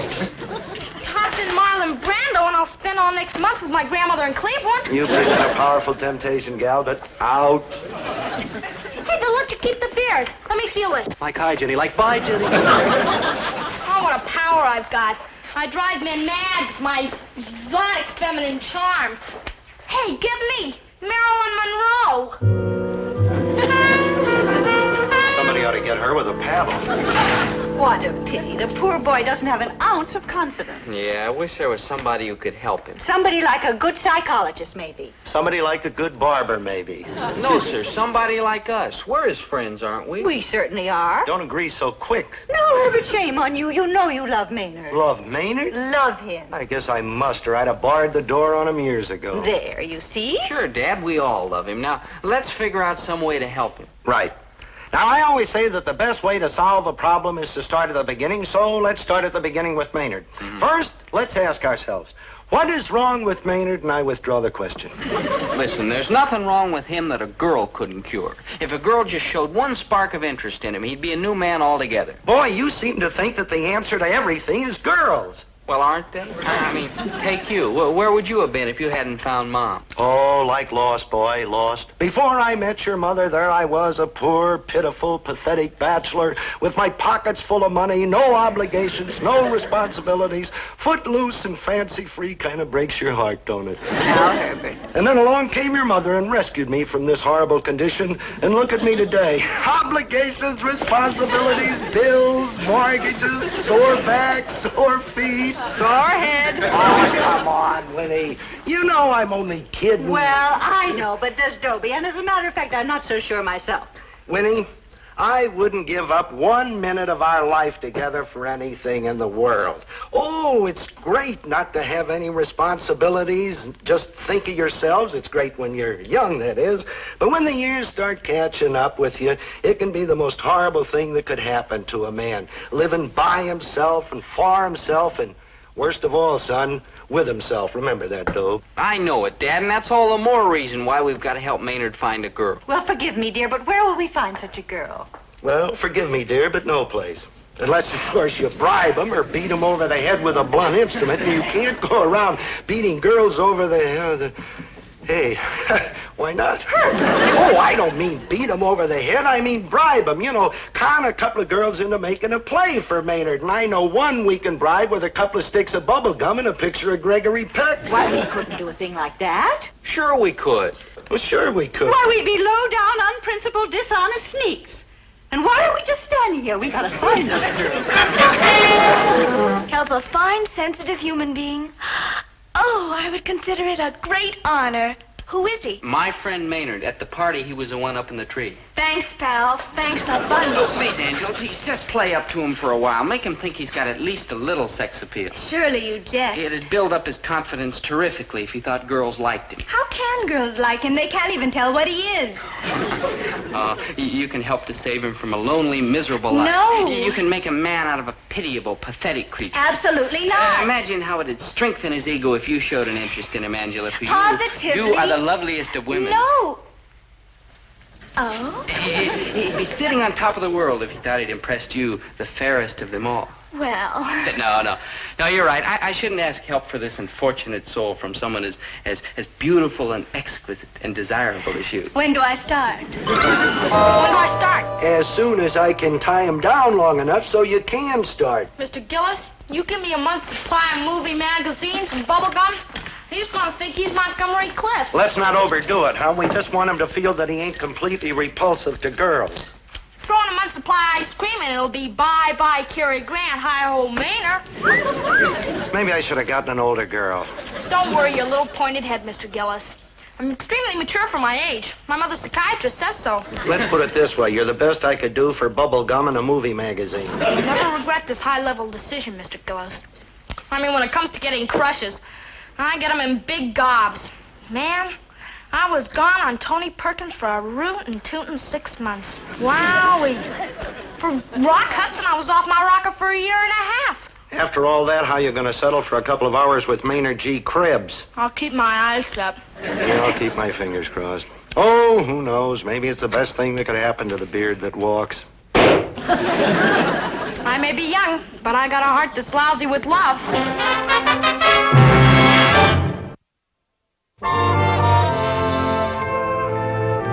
Hey, you're like beautiful. You're like the most beautifulest thing I ever saw. Oh, I like big dogs, little dog, and they dig me better than chicks do. I mean, I'm gonna spend my whole life with dogs and cats and animals and birds, because me and chicks, we just don't hit it off. I wish we did, because I'd like to get me a girl like everybody else and be an ordinary human fella. But girls take one look at me and all they say is, I tell you. Hello there. Like, bye.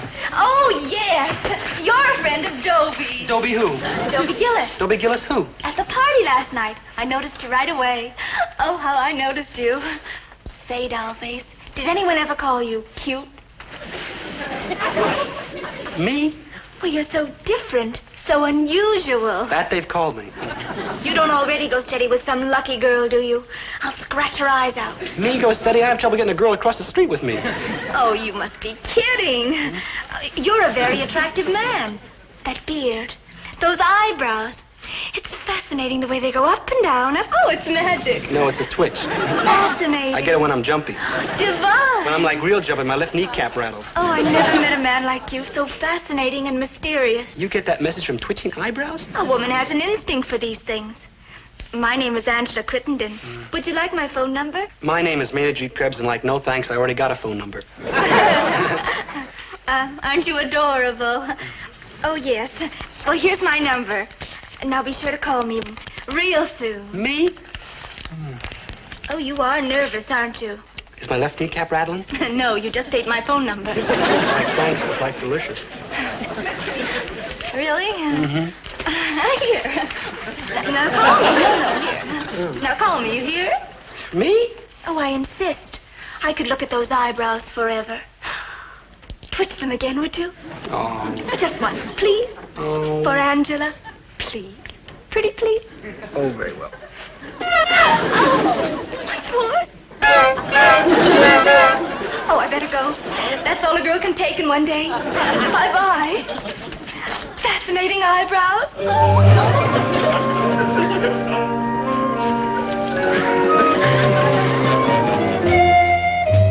Fascinating eyebrows. Hey, dog.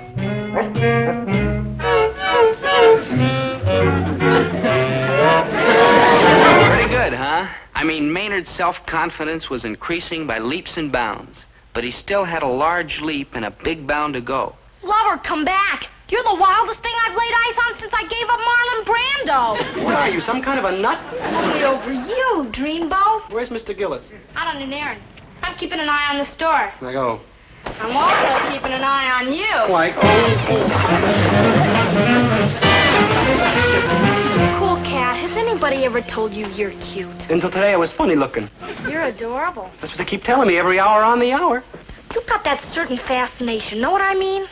You're too much. You wouldn't kid me, would you, kid? I'm wig for you, baby. You sure you ain't mixing me up with some kind of rich millionaire or millionaire or movie star or Oriental prince or like that? Nope. I know you are Maynard G. Krebs, soldier, hip character, and all man. And it must be true. It's these eyebrows. You got an itch or something, lover boy? Kinda gets you, don't it? Sure does, right here. That's all you're gonna get today, because it's like awful rich and a person can't take too much in one helping. Oh, baby. Beat it, huh, kid? I got no time for you now. Now, hold on, Waldo. Give me a ring in a couple of years, and maybe I'll give you a tumble then. Like, get thee away, child. Go, small girl. It's like very unhelpful to stand there eating your heart out. Holy moly.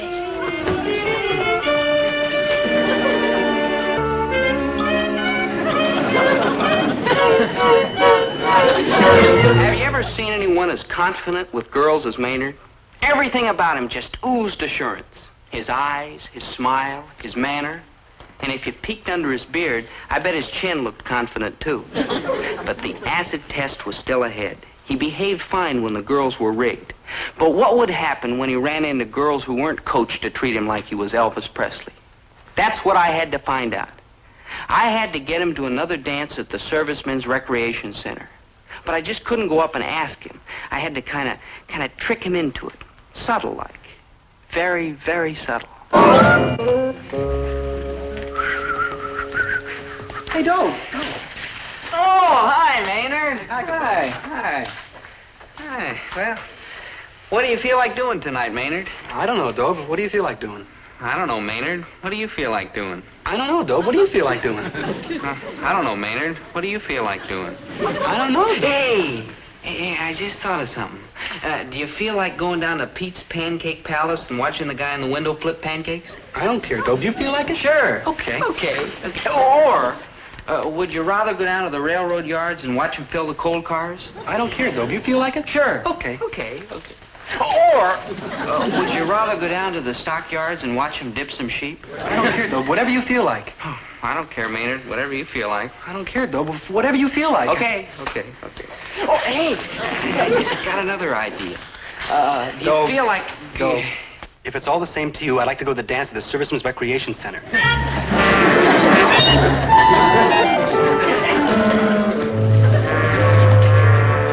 So the battle lines were drawn. It was Maynard G. Krebs versus the women of the world. And may the better contestant emerge victorious.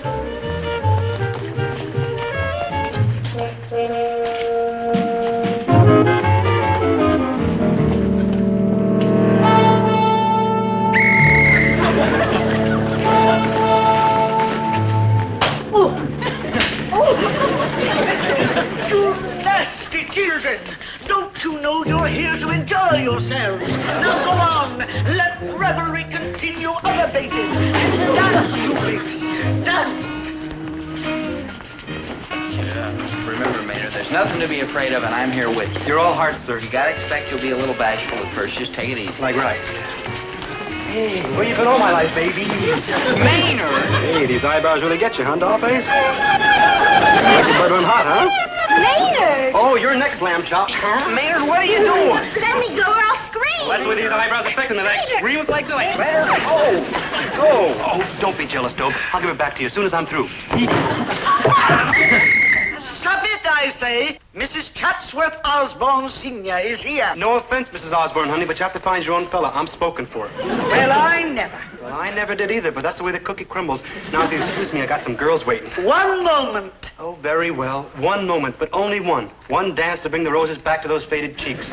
Come, my old tiger, while still there is time.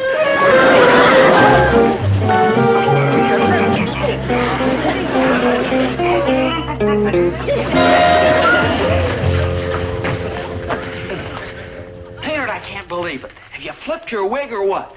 It's these eyebrows. Maynard. And the sex appeal. Maynard. I'm like appealing to women of all ages. Hey, Maynard, there's something you ought to know. Just one moment, Dobe. Girls! That'll like have to hold you for a while. What are you saying, Dobe? I don't quite know how to tell you this, Maynard, but the eyebrows, the sex appeal, the fascinating personality. I don't really have them. Right, you don't really... You know? Like, sure, I figured it out. Them chicks didn't go for me because all of a sudden I turned into a handsome Casablanca. Maynard, that's Casanova, and I only did it to help you get some confidence with girls. Dobe, you're my good buddy, my best buddy, and I appreciate it from the heart. But I don't want it, the confidence that is. I hopped around here like a Rupert Von Lover just to show you oughtn't to play tricks like that on me. I mean, I ought to flunk in confidence like I do in all them other courses. But Maynard, you've got to learn how to get along with girls. Like you do? Like I do. No offense, Dobe, but I ain't you. I'm a different person. I got a beard, see? And I also got certain ideas about girls. Like what? Like I don't want any. Well, why not? They're sweet and soft and friendly. They're also tidy, respectable, and determined. And I don't think they're very happy when all a guy likes to do is hack around, sit on the floor, and listen to jazz, and grow a beard.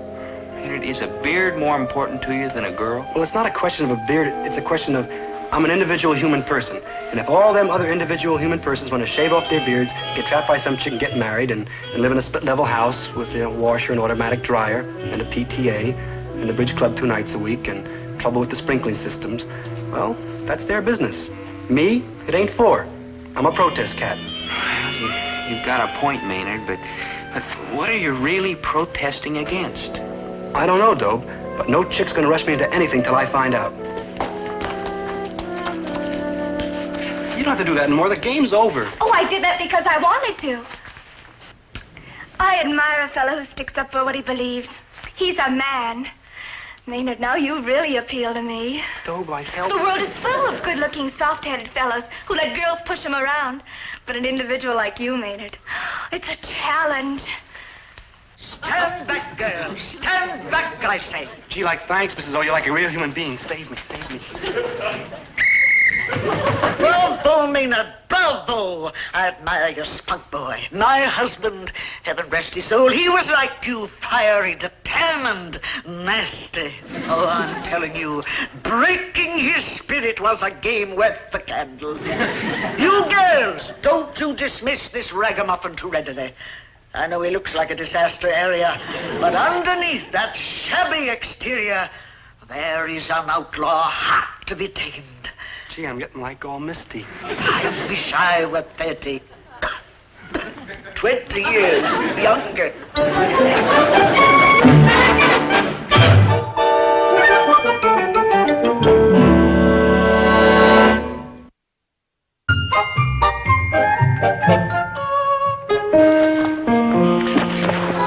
We better hurry, Maynard. The bus for camp leaves in 20 minutes.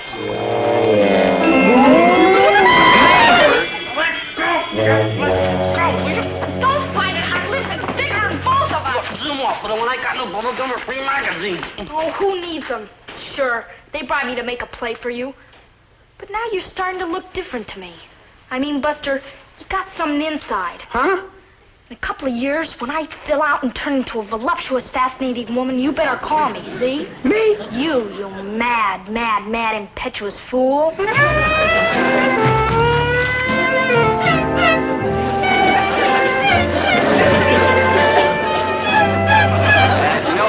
Miss Maynard, but that eyebrow twitching's a waste of time. Don't be too sure, good buddy.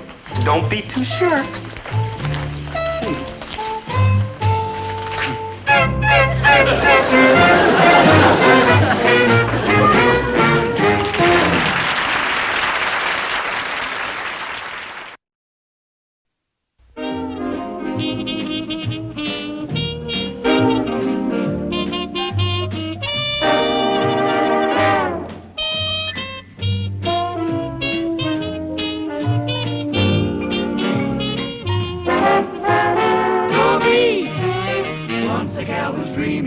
Dobie. Once a gal who's creamy, Dobie. Once a gal to call his own.